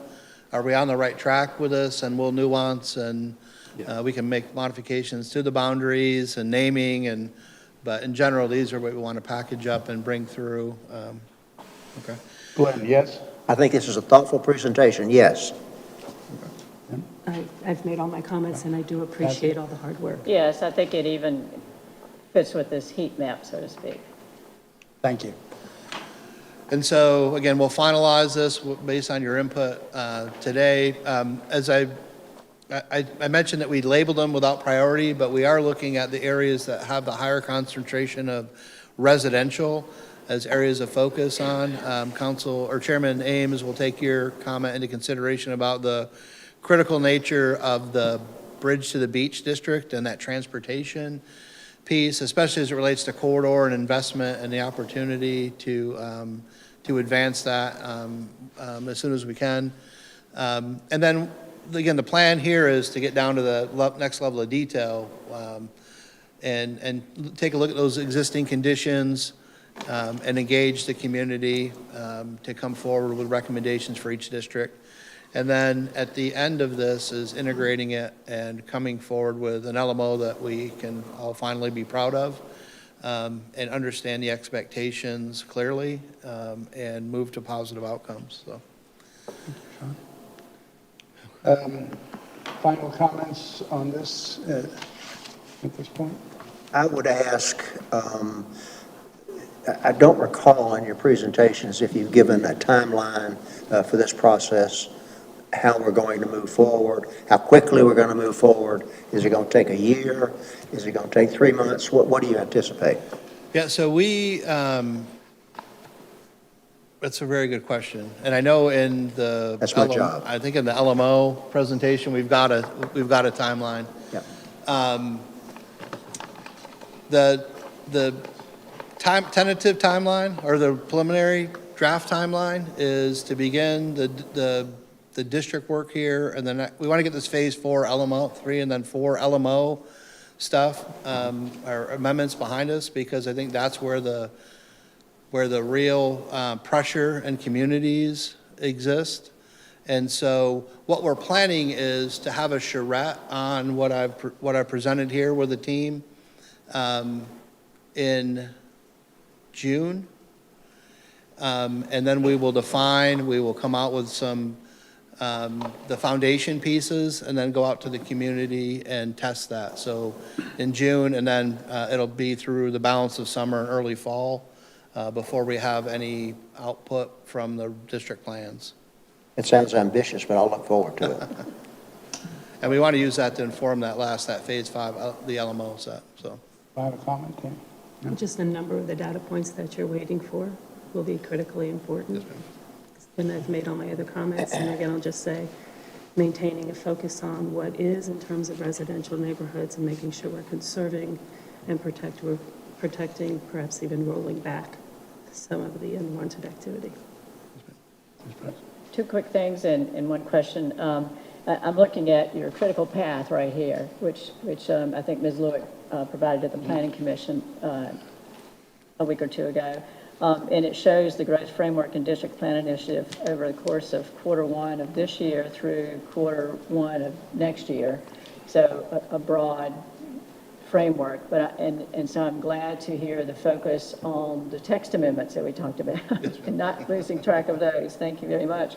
And then the last is a question. You mentioned a charrette in June. I'm familiar with what a charrette is, having been exposed to those over the years. But who would be involved in this charrette in June? Who do you see being involved? Yeah, we're still putting the framework together, but we did one. We were very successful with the housing framework charrette. At least bringing forward that framework for consideration. So it includes community stakeholders. And that, again, that is just one of the early parts of the discussion, then will lead to a robust engagement with the community. So it's not have a charrette and then there are your district plans. It is just to make sure that we have fine-tuned a few things and then done some deeper thinking collectively as a group to help shape this as we move ahead. So it would include representation from the community and the charrette? Yes, ma'am. And keeping in mind that 30% of the island that's outside of the gates, that's all this activity is really centering around, includes, and I know I'm a dog with a bone, but I will be, includes established residential neighborhoods that have grown that can't be discounted just because they're not protected by a gate. I recognize Mr. Alford in the audience. Steve, he's busy looking. Steve? Mr. Alford? I just wanted to recognize you as an alternate. Did you have anything that you wanted to add for this? Okay, thank you. I'll make just a final observation. It has more to do with the growth framework conversation than what we've been talking about with the districts. There are two important words to me in that growth framework. One is legacy, and the other is the word growth. What do I mean by legacy? I think that the modern era of Hilton Head was founded on two items. One, preservation of land and the creation of memorable public spaces, i.e. Harbor Town, and also to some degree Shelter Cove. So what's the legacy going forward? And I've said this before, but I'll say it again. I think in 50 years, Hilton Head's brand will hopefully be defined by the land it chooses to preserve and the public spaces that it creates for the benefit of its residents. So basically, it's exactly the same thing that Charles Frazier established in 1956, 57, 58 in the master planning of Sea Pines. So I think those are the two things: preservation of open space and the creation of public spaces for the benefit of residents. On the growth side, we've had the conversation about what does growth mean to Hilton Head Island, and growth management is parsing that information. The word growth to me is somewhat troublesome. I think what we're trying to do, and I like this word, is evolve so that we remain relevant and of value to residents and the economy, and that we are sustainable. So it's investing in the areas where it pays off. So I do think that the community has to understand what we mean by growth. Growth management, how much do we grow? Is growth necessary? All that, I think, needs to be understood by the community so that we don't get miscommunication, that's all. I want to take the advantage of listening to public comments here, but just because of the amount of time that we have, I'd like to move on at this time and go to the LMO, but I'm going to have to take just a moment to excuse myself and come back.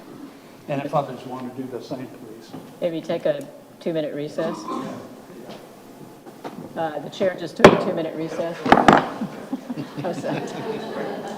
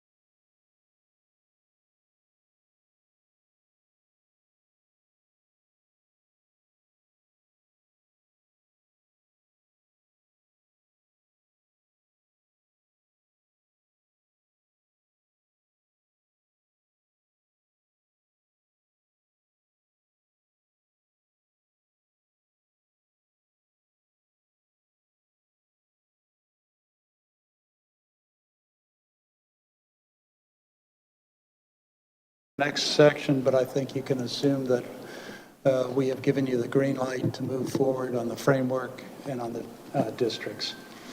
Next item on the business, consideration of a proposed ordinance 2023-09, amending Title 16 of the Municipal Code of the Town of Hilton Head Island. The land management ordinance to remove divisible dwelling units as an accessory use and to modify multifamily and single-family definitions. Sean. Good morning again, Sean Coleman, Assistant Town Manager. I will try to get you out of here before this afternoon. Again, thank you. It's my pleasure to present this. This has gone to Planning Commission twice and received a recommendation to move this to council for consideration of adoption of this ordinance. Three things we're going to talk about today: definition of single family, definition of multifamily, and then divisible dwelling units, and we'll refer to those, we're commonly referred to as lockout units. I want to provide a little bit of background on the LMO amendment schedule. We've completed phase 1 and phase 2 already, where this is currently phase 3, these 3 amendments. And then just as importantly is phase 4. As I mentioned earlier, we are pushing to get the phase 4 amendments, which will deal with floor area ratio and parking calibration, and subdivision review, and how to treat sites, how to maintain sites, all part of this phase 4 element, and to bring those forward to Planning Commission in May. And knowing that there's a 30-day requirement, public notice requirement, we're pushing to get that so it's ready to advertise late this month. And so we're moving as fast as we can on phase 4, and I want to make sure that you know that, and the folks that are here in person or are watching understand that we're moving that forward as fast as we can. And then phase 5 gets into the growth framework and the overall code review and rewrite and overhaul to deliver something to the community, again, that we're proud of, and hopefully we don't have to bring forward LMO amendments in multiple phases ever again, but we shall see. So that chart that you just showed, so the one that I have is now outdated, that's on the town's website. So I'm assuming that we're going to have that on the town's website soon? Yes, ma'am. Okay, thank you. I'm not going to go through the adopted ones, but this is the list of items we're in phase 1. And then phase 2, which was adopted just a short time ago. This was the item that was included there. Here's what's before you for action today as we advance our discussion. In phase 4, again, these are those key items that where there's a lot of pressure right now. Some relate to administrative and procedural changes and how we move applications forward. But looking at the residential site standards, pedestrian connectivity, floor area ratio, parking, open space, setback angles, looking at the traffic impact analysis methodology that's currently in our LMO, we know that it needs to be updated, and bringing that forward as part of this phase 4 amendment. There's sign standard updates as it relates to First Amendment protections.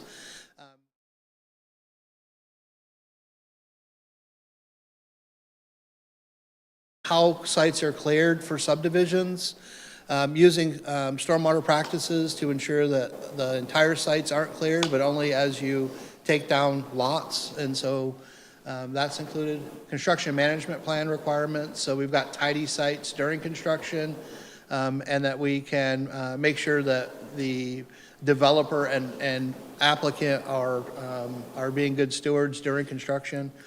And then the focus on strengthening the tree regulations. We have the difference between specimen and significant trees and protection of stands of trees, tree preservation, and tree mitigation on here. So really placing a high value on high value trees and making sure that we're getting that protection. So I just wanted to point this out, that this is really following on the heels of what we're going to talk about here today with the phase 3 and the ordinance and amendments before you. And then LMO phase 5, won't spend a ton of time on it, but it's everything. We will look at all chapters, all sections. As we learn from district planning, we will make sure to calibrate and modify that going forward. Any questions on the 5 phases? Sorry, Mr. Chair, just one quick bullet on back to phase 4. If you could go to that list on stormwater requirements, which I'm all in favor of, believe me. We're way behind the times. But we're going to have a resiliency plan. And unless until we have that resiliency plan, we don't know whether or not we will then have best-in-class stormwater requirements. So somehow, we've got to work together with those. I don't necessarily say wait on stormwater improvements, but I know that we might have to amend them soon thereafter. Yeah, this early action will be really on how to take down sites and better stormwater protection as subdivisions. But yes, the plan for the final overall will include the results from the resilience plan and everything.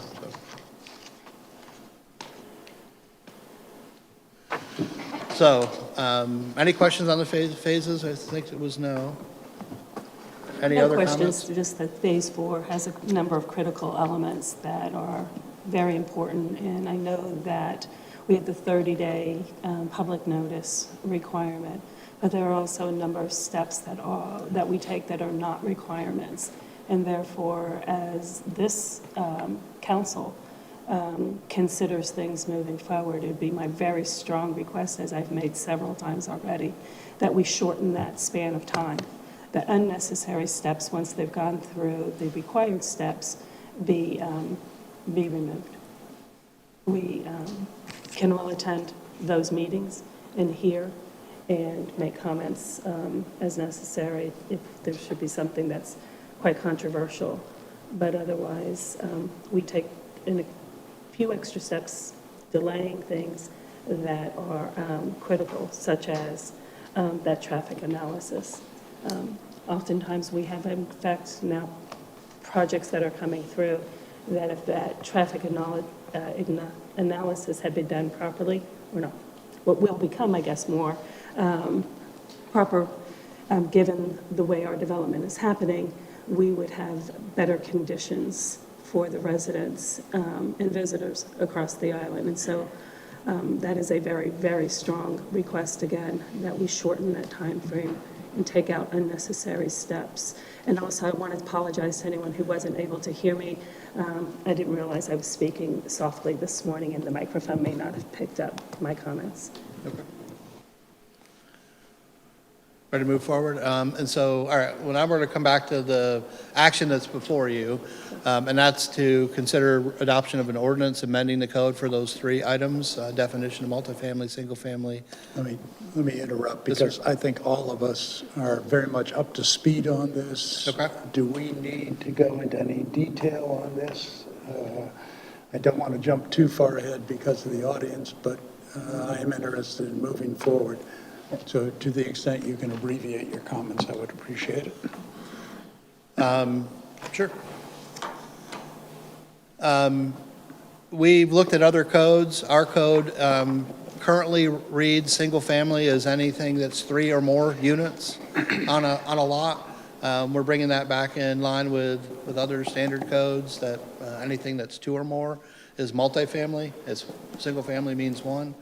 And divisible dwelling units are only allowed in a couple of our zoning districts, and Caligny Resort and Resort Development.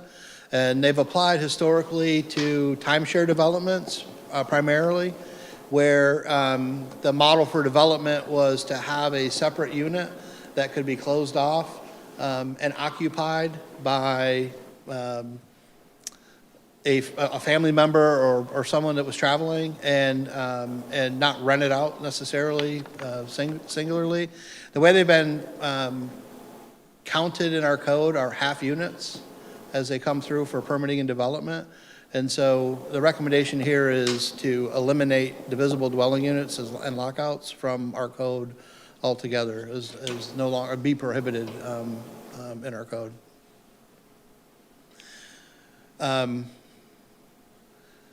If you'd like, I don't need to go through the specific Mr. language. Chair, I think we can, unless there's something different in your printed staff report, maybe just tell us any differences, because Sure. There's nothing different in the staff report. We did look at some assessment and properties that were impacted. It was all presented to the Planning Commission to understand those properties that could add another unit, but not 3 or more, and it boiled down to about 50 properties that were impacted. And then as it relates to the design standards, when you go from single family to multifamily, the only thing that really changes are the wetland buffer requirements. And so in single family, there are none, and in multifamily, it adds a buffer for pervious, impervious, or structures. And so that's an additional consideration that would occur if you were moving from a single family, 1 unit on 1 lot, to 2 units on 1 lot. And again, it only applies to about 50 properties island-wide. I won't get into detail. I think you know what a lockout unit is, but this provided a graphic so that you could understand, the Planning Commission could understand what it was. And we know that there's about 3,000 timeshares. We don't know exactly how many lockout units, but we know it's probably a few hundred. A lot of the units have been transitioned over and eliminated lockouts in the past many years. So we provided information on nonconformities to the Planning Commission as well, but are back now to the question for time's sake. Yeah, I think we ought to have a motion, but to also anticipate that there may be public comments and then come back. Is there a motion to move to approve this ordinance or send it on to full council? Second. Is there any discussion on the part of the dais at this time? Public comments regarding this particular item on the agenda? Yes, please. Morning, Ty. Taiwan Scott for the record, and understanding we're trying to move things forward, but I need to put on record my concern is the impact of the Gullah Native land-owned property, as always has been, in our property values. And I think a real conversation needs to be taken in regards to compensation of loss in property values when we take permitted uses from current RD-owned property owners and basically strip that use from them. We should be talking about how we're going to compensate people for those permitted land losses. I need to put that on the record. And it definitely appears as though, just based on who actually still owns RD property, it is the Native Gullah landowners. So that definitely needs to be on the record.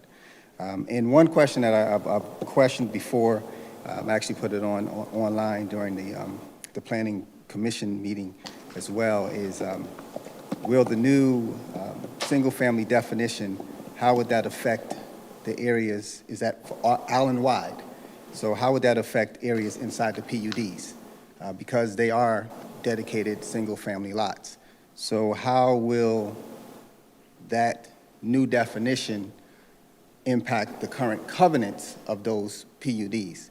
So you have a lot of property owners who own property in the PUD who are single-family lots, who put a mother-in-law suite.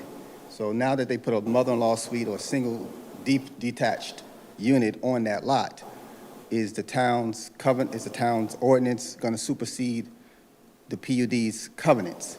So I think there needs to be some clarification on that for the public as well, because we're talking about making a lot of properties non-conforming if this amendment is island-wide, or is the PUDs outside of the town's ordinances? That needs to be clarified, and the public needs to understand that the PUDs are not being affected by this, and why are just certain groups of communities being affected. Thank you. Thank you, Ty. Is there anyone else? Mr. Hoagland. David, I like your comments and I applaud the efforts of this presentation, but I think like a lot of us, I'm left kind of scratching my head and I'm saying, now what? And now what are we going to do? I think what I'd like to see, if it's possible, and I assume that we have this overlay, and don't hold me to this, but I was just informed that roughly 70% of Hilton Head, if that's the correct number, is already under gated communities and communities are already living under a master land plan. And that was done, as you, David, you and I have been here 47 years, and I assume that was done over 45 years ago. And it saddens me that we didn't do like Jekyll Island or maybe Martha's Vineyard or some other places you can research. You know, we're not the only ones that are going through this. A lot of people are going through this with this massive migration, increased population and tourism and everything else. I think what saddens me, we didn't do the master land plan when Charles Frazier was alive and we were all here, and we could have done it for the outside, these gated communities and done the master land plan at the same time. So we're all kind of left, you know, it's kind of after the fact, and we're all left in a very tough situation. You know, and we don't have all the answers. We're not going to be able to fix everything. There's been a lot of damage already done. We're just trying to mitigate any future problems, increased traffic, environmental damage, et cetera.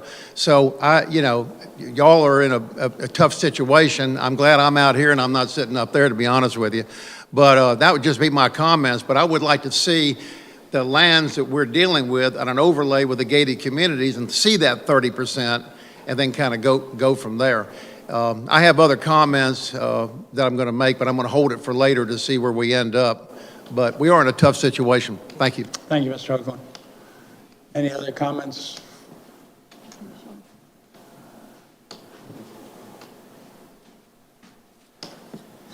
Daniel Mr. Anthony, Anthony. how you doing? JPS. Just wanted to say thank you, Sean, especially you and you guys. I mean, you're knocking it out of the park. I can't believe you guys are getting as much done as fast as you're getting done. I know the monumental task that's before you guys, not only with the LMO, but with the district plans and stuff. I think you guys are rocking it. I appreciate the comments from the committee and staff, and I appreciate you taking the time to really look at this, think about the future of Hilton Head, because that's what I think about every single day. So I just want to say thank you. Thank you, Mr. Anthony. Any other comments, public comments? Sean, would you come back, please? Other questions or comments from the committee? Okay. Well, mine is one, I want to acknowledge that received after the deadline to get into online comments, there were a number of emails that were received, and I believe there was a handout for everyone at your seat here today. So I hope that you take an opportunity to read those. And it is hard, I know, to get comments in on Friday for a Monday meeting. So thank you to everyone who took the opportunity to write individually to us and to make sure we saw what the important things that you have to say. And that is, that's it. Ms. Bryson, any further comments on this? I think with regard to Mr. Scott's questions about the PUD and covenants, I'm not going to ask you a legal opinion as a planner. Sure. And LMO provisions only. And then, as I understand it from the previous staff reports, the question that was raised about family subdivisions and family compounds, that this doesn't change the viewpoint with regard to how those are treated. There may be some nuances, but could you just address those two things? Yes, you're correct. And so the two things, the single-family definition change, if a property was or could be permitted to accommodate 2 units, if it had been permitted, then it doesn't impact that property. If it could be permitted for 2 and only 2, because if it gets to 3, it was multifamily regardless, it would have to go through the changes that are covered in your staff report. The mother-in-law suites, if the PUD allows that as an option and it was within their model of the master plan, then our code isn't going to eliminate it. When you look at divisible dwelling units and lockouts, The change to the code here, they only apply to Caligny Resort and RD, the Resort Development Districts. They don't apply to any other district on the island, so there's no change or impact to those other zoning areas or PUDs. And then your second question about the single family, or the family compound subdivision. and family subdivisions, the provisions that were put in place to allow for subdivision of land or to utilize the land as sort of as a family unit is not impacted by the changes that we're making here today.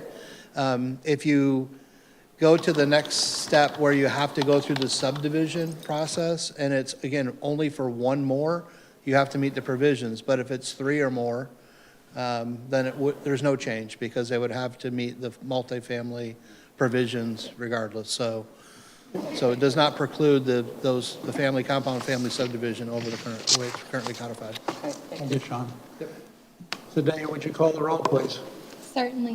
Mr. Stanford? For the motion. Ms. Becker? Yes. Ms. Bryson? Yes. Mr. Ames? Yes. Motion carries, sir. Thank you very much. The next item on the agenda is a report on annual service plan for Palmetto Breeze, Hilton Head Island Airport Service, Trolley Service, Beach Shuttle Service. Aaron Black, Facilities Manager, and Ashley Goodrich, Principal Planner, are here to report on the annual service plan from Palmetto Breeze, but I also noticed that Mary Lou is in the audience as well. Who's coming up first? Can I, Sean Colin, still morning, Assistant Town Manager. So yeah, Mary Lou is going to provide initial overview on a couple items, and then Aaron will provide, was it Aaron and Kevin Tylos on the beach shuttle Okay, element, Kevin. the third part of it. Yes, sir. Okay. Welcome, Mary Lou. Thank you. Can I just push the button then? The big circle advances it. There you go. Oh, here we go. Good morning, I think still, yes. It's my pleasure to address you again this year, and this is actually our 6th year of the trolley, if you count 2018, where we were half a year, half a season. And I think it's going to be our best year ever. Just giving some background on why we did a study of the airport for transit services is in the year 2021, the summer, Hilton Head was at capacity very early in the season, and we discovered as we were moving people around the island that the airport was clogged up with people that couldn't rent cars because there wasn't enough rental cars. We provided some transportation, but we weren't set up to actually do transportation, and I know we got a lot of calls from both the town of Hilton Head and Beaufort County, please help us over here. And so what we did is we with Beaufort County covering the local match money, we commissioned a study of the airport services and the need for public transit services there. And so with that, I would like to present Rachel Hatcher from RS&H in Savannah, who did our study. Thank you, Mary Lou. Good morning, everyone. Thank you for the opportunity to present to you today. So we have had quite a lot of activity over the last year getting prepared to present our findings to you all. So we have a brief agenda. We're going to give you a little bit of background and overview of the study beyond the scope of what Mary Lou has presented. I will keep it brief. We're going to recap the existing conditions with a lens on traffic that's coming to and from the airport, from these resort areas, as well as the underlying population and demographics of the island itself, because we know we are looking specifically at transporting people between their lodging and the airport, but we also want to use these resources to the best of their ability to also move people who are full-time residents here who may have a gap in transportation. We're going to look at public and stakeholder engagement, which was extensive, and we were really excited about the input that we received. Service scenarios and preferred alternatives, so out of those that we looked at, what best serves the community and the visitors to alleviate those pressures of demand currently while also perhaps impacting the demand on the transportation network. Financial estimates, and then implementation strategies, and of course, questions and answers. So this is a very brief timeline, and we took the dates off because we did have a little bit of delay in the early stages of the process. As you all, I'm sure, have heard, industry-wide and multinational-wide, there's a shortage of rolling stock vehicles for transit services, as well as a lack of inability to hire and train. So we had a little bit of a hiccup in the early stages of being able to be prepared to roll service out, and that delay gave us a significant opportunity to have additional stakeholder involvement, where we took that opportunity to go out to every single resort on the island and ask, what do you need? Where are you seeing issues? Who is having trouble getting to and from the airport, as well as additional opportunity to have public engagement. So those engagement activities, convening committees, and asking for focused input from groups that would benefit from transit on the island, data collection, technical analysis, route design, and ultimately recommendations help feed an equity and effectiveness process. Are we equitable in who we're providing transportation to, and are we being effective in the resources that we're recommending be utilized for transportation? So we did ask our stakeholders, as well as the public, to help us better understand what goals we were trying to achieve with our recommendations, and that was 4 primary goals. Service passengers arriving at and departing from the Hilton Head Island Airport.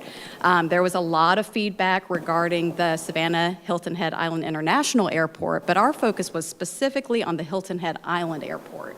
Maintaining compliance with FTA guidelines, and that's critically important because when you enter an airport environment, now you've got Federal Aviation and Federal Transit Administration, and they have very different rules at times, so making sure that we are following the right recommendations and the right requirements that follow the funding.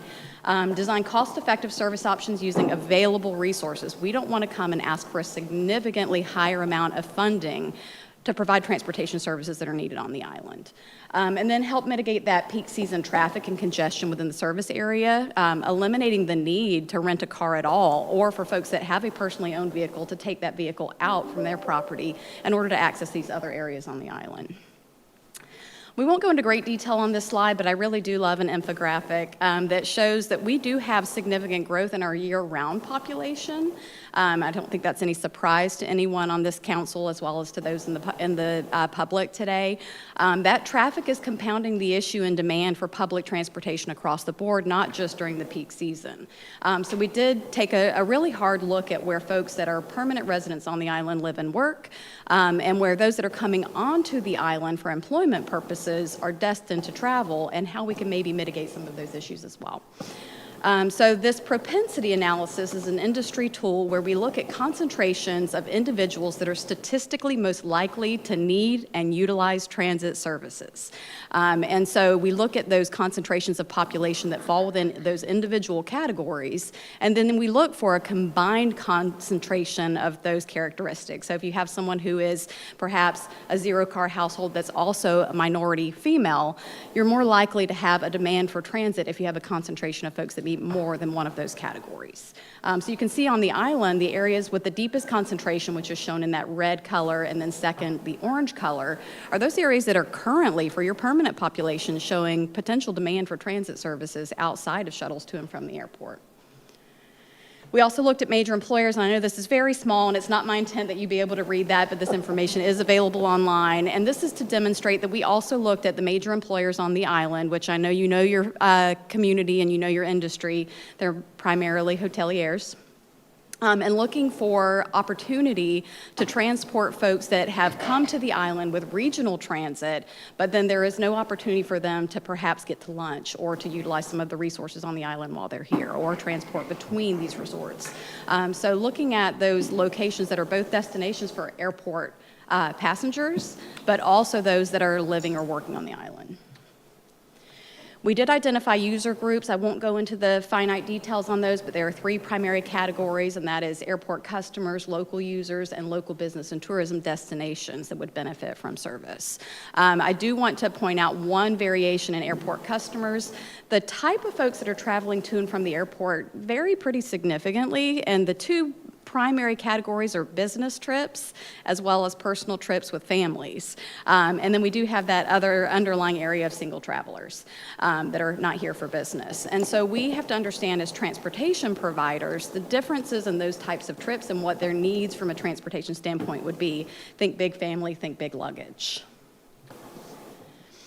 So we did do public and stakeholder engagement. We had a public survey that was open for 30 days starting February 1st, and we had 206 responses, which we were really pleased with. The responses varied across the board. They were multiple choice as well as multiple response and an interactive map where we asked folks to provide spots on the map where they thought service was most needed.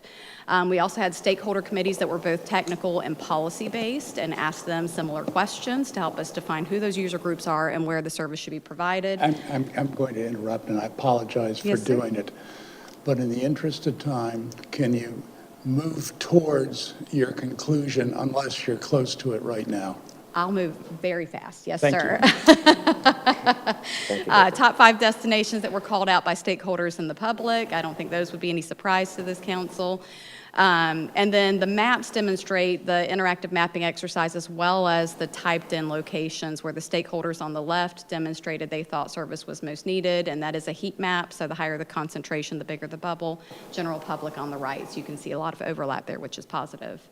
We used all of that information as a layering effect to help us build an effective service strategy. We did develop 3 of those and developed cost estimates to find the most cost-effective version to recommend as our preferred alternative. This is a description of the 2 route service that was recommended, including a Mid-Island and South Island route starting at 8 a.m., ending at 7 p.m. We did look at every inbound and outbound flight at the time, but it is important to note that that will fluctuate as the airport grows. Every year you'll need to relook at schedules to make sure that that's still aligned. This is a map showing the Mid-Island and South Island routes as well as the primary stops. We do anticipate that as the island continues to change, those stops will also need to continue to be evaluated after the pilot project is concluded. And we did love putting those bubbles on there because we know that a lot of the visitors and a lot of the feedback we got, they weren't as familiar with the island. So we did like being able to provide some context to them. The detailed schedules, again, they're highlighted in green if they're a time point stop, meaning the vehicle will be there within that time frame. The others are more flexible in nature, so it is a fixed schedule. This is the South Island version of that, again, subject to change. The financial estimates came in at roughly $263,000, and that is for a pilot time frame of Memorial Day to Labor Day.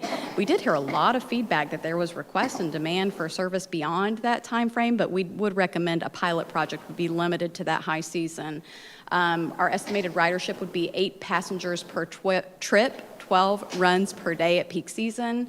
I do also want to point out that if this were implemented in 2022, that would be the estimated cost. We're now in 2023, so each year that we do not operate this, we do have to have a factor of inflation added to that bottom line.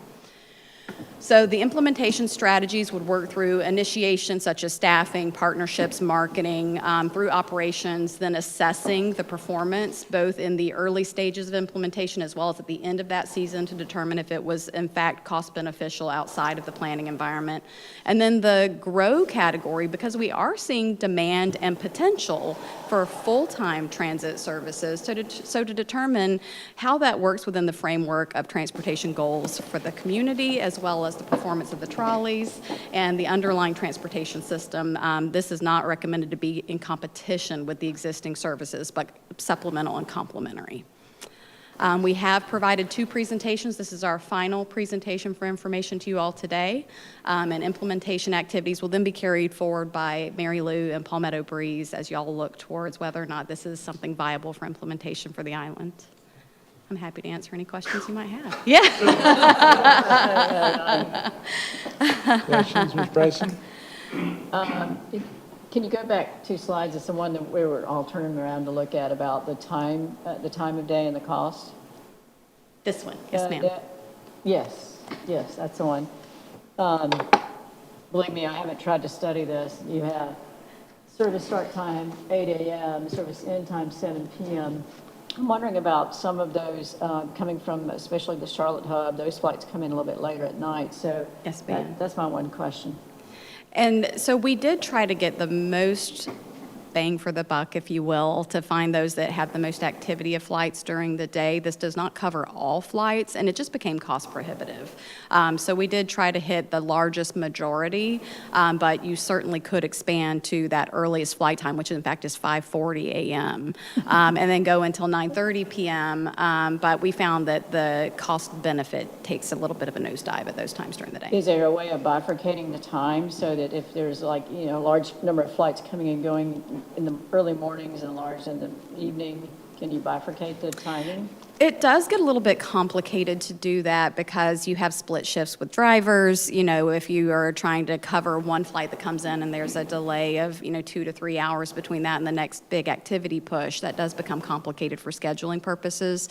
In addition to that, when we start to get traffic delays during the day, it makes scheduling very complicated because the trip out to get back in time for the next flight becomes very challenging.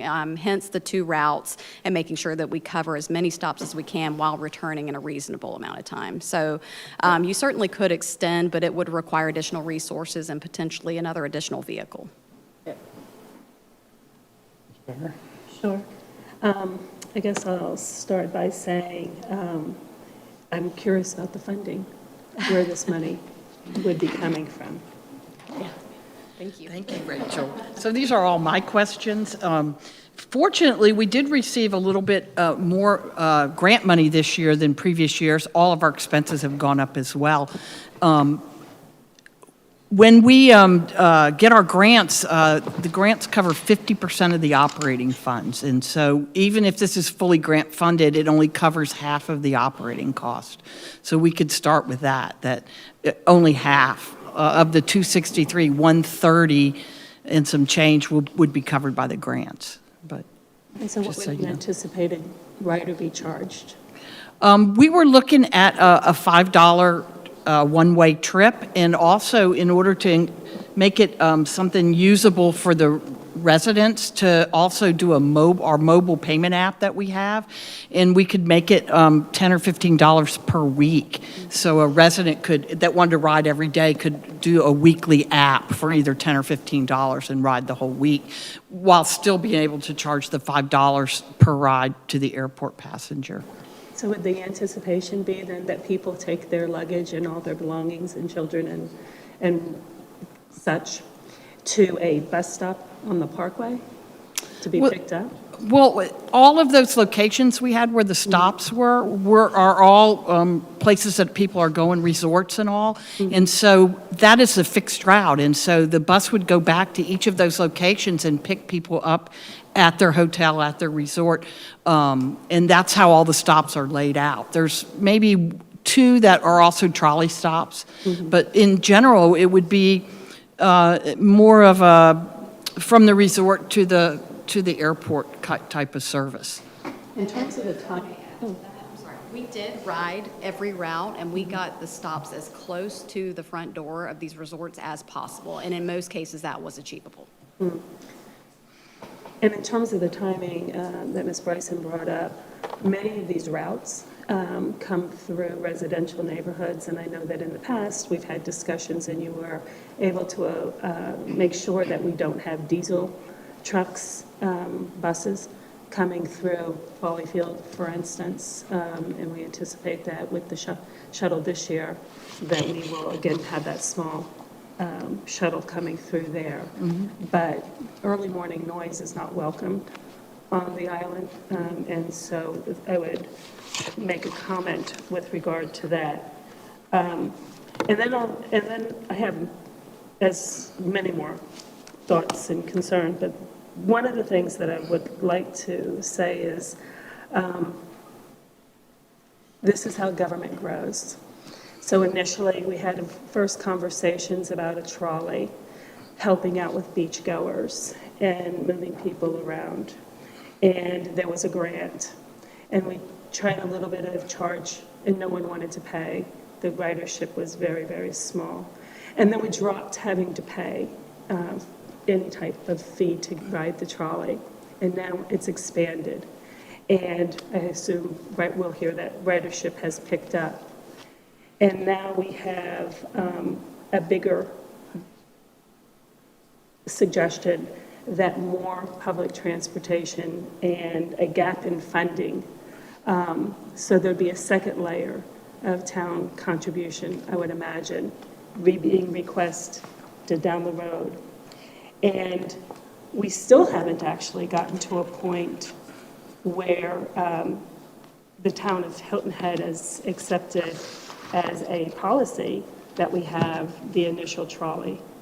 So we've kind of taken this assumption that we're moving down the road and increasing the costs to the taxpayers and the use of our available funds for this type of program. So I think it's smart that our town council think about where we've come over the last 6 years.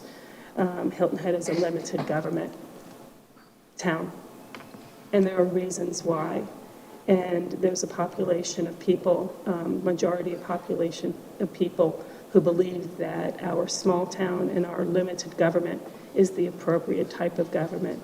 So when you look at the history, the new incoming opportunities, as they may be, that expansion isn't necessarily something that I think the town should be in a position at this point of accepting. So. Okay. Glenn? Yes, simple question. Do you have a breakdown of residents versus tourists using the trolley? I do not. I would Could you garner an start to estimate. ask the drivers? I would garner the estimate of probably 80 or 90% are tourists. I think we That have would be a. my guess as well, Yes. but it's a factor that we need to take into account in terms of how we're moving it forward. So think about ways that possibly you could determine that. Thank you. When you did the study a couple of years ago, there were a number of flights coming in and out of Hilton Head. It's dramatically reduced at this point. So I think the numbers are going to need to reflect that if we were to move forward. And then secondly, what kind of vehicle, if you're only expecting 8 people to ride 10 times a day, what size vehicle are you using? The large cutaways that we use, they're green. They're actually on the Folly Field Road. 3 of them have luggage racks in the front in anticipation of this service, but they work great on the beach shuttle as well. So I agree with you, Mr. Ames, that this is not like 2021. In 2021, we had a big problem at the airport, and we don't move that quickly in the middle of a season as far as hiring seasonal drivers and all those things.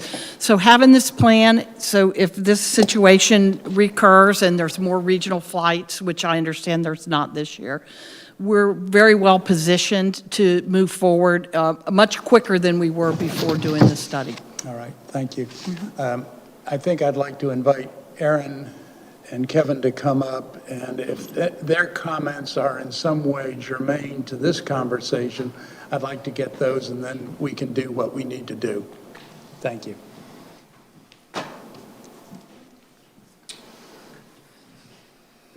It is afternoon now, and we have one slide.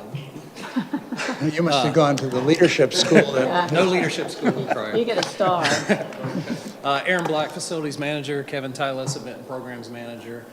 Again, this is coming into May, is going to be our 3rd season with the Beach Shuttle, and again, with our partnership with Mary Lou and Palmetto Breeze and USCB. The USCB lot is the overflow and yet another option for people to get to the beach, especially the Coligny area. And one of the things, well, let me go back 2 years. 2 years ago, basically it was just, okay, we need some kind of shuttle to get people from A to B. Last year, we introduced the beach ambassadors to the USCB lot to kind of give that welcoming approach. This year, we really want to engage in that human interaction with our beach ambassadors.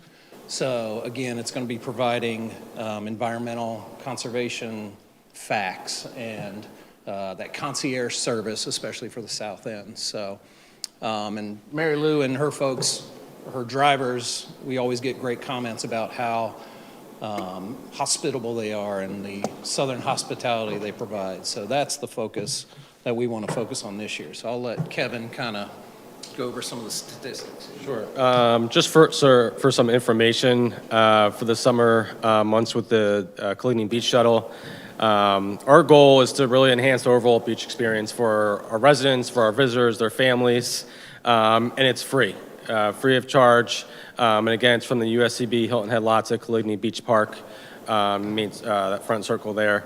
In 2022, ridership numbers were just a little over 3,000, with Saturday and Sundays being the most popular days. This year, the shuttle will run Fridays to Sundays and also holidays between hours of 10 a.m. to 4:30 p.m. And that's beginning May 19th, so just a little over a month from now, until Monday, September 4th, which is Labor Day. Like Aaron hit on, we're really want to enhance that beach experience for everybody. Our Beach Ambassador program, which is our welcoming concierge service, they'll be promoting the sea turtle programs. Our beach ambassadors will go through the Island Ambassador program at USCB. And the beach shuttle service will be promoted as well on the town site. My HHI, PCI, which is a third-party parking company that's coming. They're doing now the beach parking in our Coligny lot. Palmetto Breeze will have it also on their site, as well as the social media outlets such as Facebook and Instagram. And again, we just really want to provide that great customer service and that warm Southern hospitality experience like Aaron had mentioned. We want to exceed customer expectations just through a courteous, attentive, and really proactive approach to the beach shuttle service. Good, good. Thank you. Yeah, Glenn, anything you want? I'm proud to have this service here to ease the pressure on our beaches, so keep up the good work. Thank you. Becker? It does good work. There's no doubt. And I also wanted to add, on a beautiful beach day when we're overwhelmed with people, the trolley bus will pull into USCB on their route and pick up any overflow. And so people don't have to wait too long. They have radios and they swoop right in and get any, if it's a really busy day. And over the years, what I was going to ask is, I like the idea of the beach ambassadors. I think anytime you can share the values of Hilton Head with others, it helps in a lot of different ways. And over the years, we have the monitors now, correct, on the trolleys? We do have well, on the trolleys, we have monitors. Yes. On the beach shuttle bus, we have a big luggage rack in the front for them to put their coolers and beach chairs and things, so. But the monitors are there also sharing that same information? Yeah, on the trolleys, yeah. Mhm. Yeah, again, a great service, thank you, and thanks for being ambassadors, that's really key, so we really appreciate that. Just one quick question on the schedule ending on September 4. Some of our visitors come and stay Saturday to Saturday, so I guess that's stopping on a Monday? Yes. That's Labor Day Monday. Right. So I don't know what the count is on going till the next Saturday after Labor Day, whether there's, I'm just asking a question, not saying let's do it. Yeah, just in the numbers over the past 2 years, it really kind of dies off after Labor Day, so there really is not that need that we've seen in the past 2 years. If it's something that we want to continue forward, I'm sure, working with Mary Lou, we can extend it if need be. We're pretty responsive if there's anything going on in Hilton Head that needs us. We get somebody in a bus and get on there. Right. Yeah, not a request, just a question. So the ambassadors are giving their information on-site USCB, and the bus drivers are sharing facts on the bus. That's the way this has worked. That's correct. And both groups are taking the ambassador program. Okay, good. And are you finding that the buses are full during those high hours? The question is, do we have the right size vehicle doing this job? I think we do. Saturdays and Sundays are the biggest days, and I would say probably from that noon to probably 3 o'clock time frame. And Mary Lou can probably correct me if I'm wrong, is probably when the bus is the busiest, but I don't think it's packed. So that way you're not crammed and you're still able to go back and forth. A preference that I personally have that may be shared by others is that the vehicle is as small as meeting the needs of the service. Okay. So, and I think I heard this, it's a dedicated bus for this route, not shared in other parts. How often does the route cycle? I think it's every 10 or 15 minutes It's is, a nonstop. Once it gets started, they keep running. they just go back and forth. All right, okay, thank you. Okay, so the airport discussion didn't have anything to do with your report. So any further comments on this report? Hearing none? One Oh, other I'm quick sorry. thing, the ambassador program, Bike Ambassadors, you're familiar with that program. If you haven't already, I'd suggest you connect with Bike Walk, and the head of the Bike Ambassador program now is Jody Brigans. So, you know, Frank Babel, he can connect. If you don't know Jody, you can connect that way. But I think it might be good to compare notes. Might have some of the same interesting questions. Great, thank you. Okay, thank you very much. Now, Great, back, thank you. appreciate it, Kevin. Back to the airport. Were you looking for some kind of reaction? Are we supposed to be taking, is there an expectation that you're expecting action today, or is this an update? Only if you, as the Public Planning Committee, really wanted to see this move forward this year, then we would take it into further action. But I don't believe the flights are here, and 2023 may not be the year to move this forward. You're So very persuasive. for information purposes. I'm But the convinced. fact that we have a plan, if it does get really big, we have a guideline in how to right. get started very quickly if need be. Well, thank you for taking the time to come here and give us that abbreviated briefing. It's a good study. I appreciate it. Thank you very much, and thank you, Mary Lou. And I would just repeat what I had said, that over the course of time, this started out as a pilot program, and we've made adjustments along the way. But there hasn't there was never a point where the council took it on as something that is an established policy to have this relationship. And so I'm not sure how we do that or what the appropriate next steps are on it, but before it becomes something that is just expected and entrenched in people's minds without a formal think that's- policy, I'd like to have those details spelled Yeah, out. I think that's a valid point. It's really an internal matter, Mary Lou. I think that it's almost become something like an affiliated agency where we're just year to year expecting to be able to fund. I think that council needs to ratify it as an affiliated agency or not. And the affiliated agency may not be the correct terminology in this particular case, but I think Councilman Becker is making a good point. If we haven't done it in the past, we probably ought to do it. And just one thing I'd like to leave this committee with is I've always spoken everywhere I've gone, especially in budget seasons, talking about dedicated funding and how larger transit systems operate is with a dedicated funding source.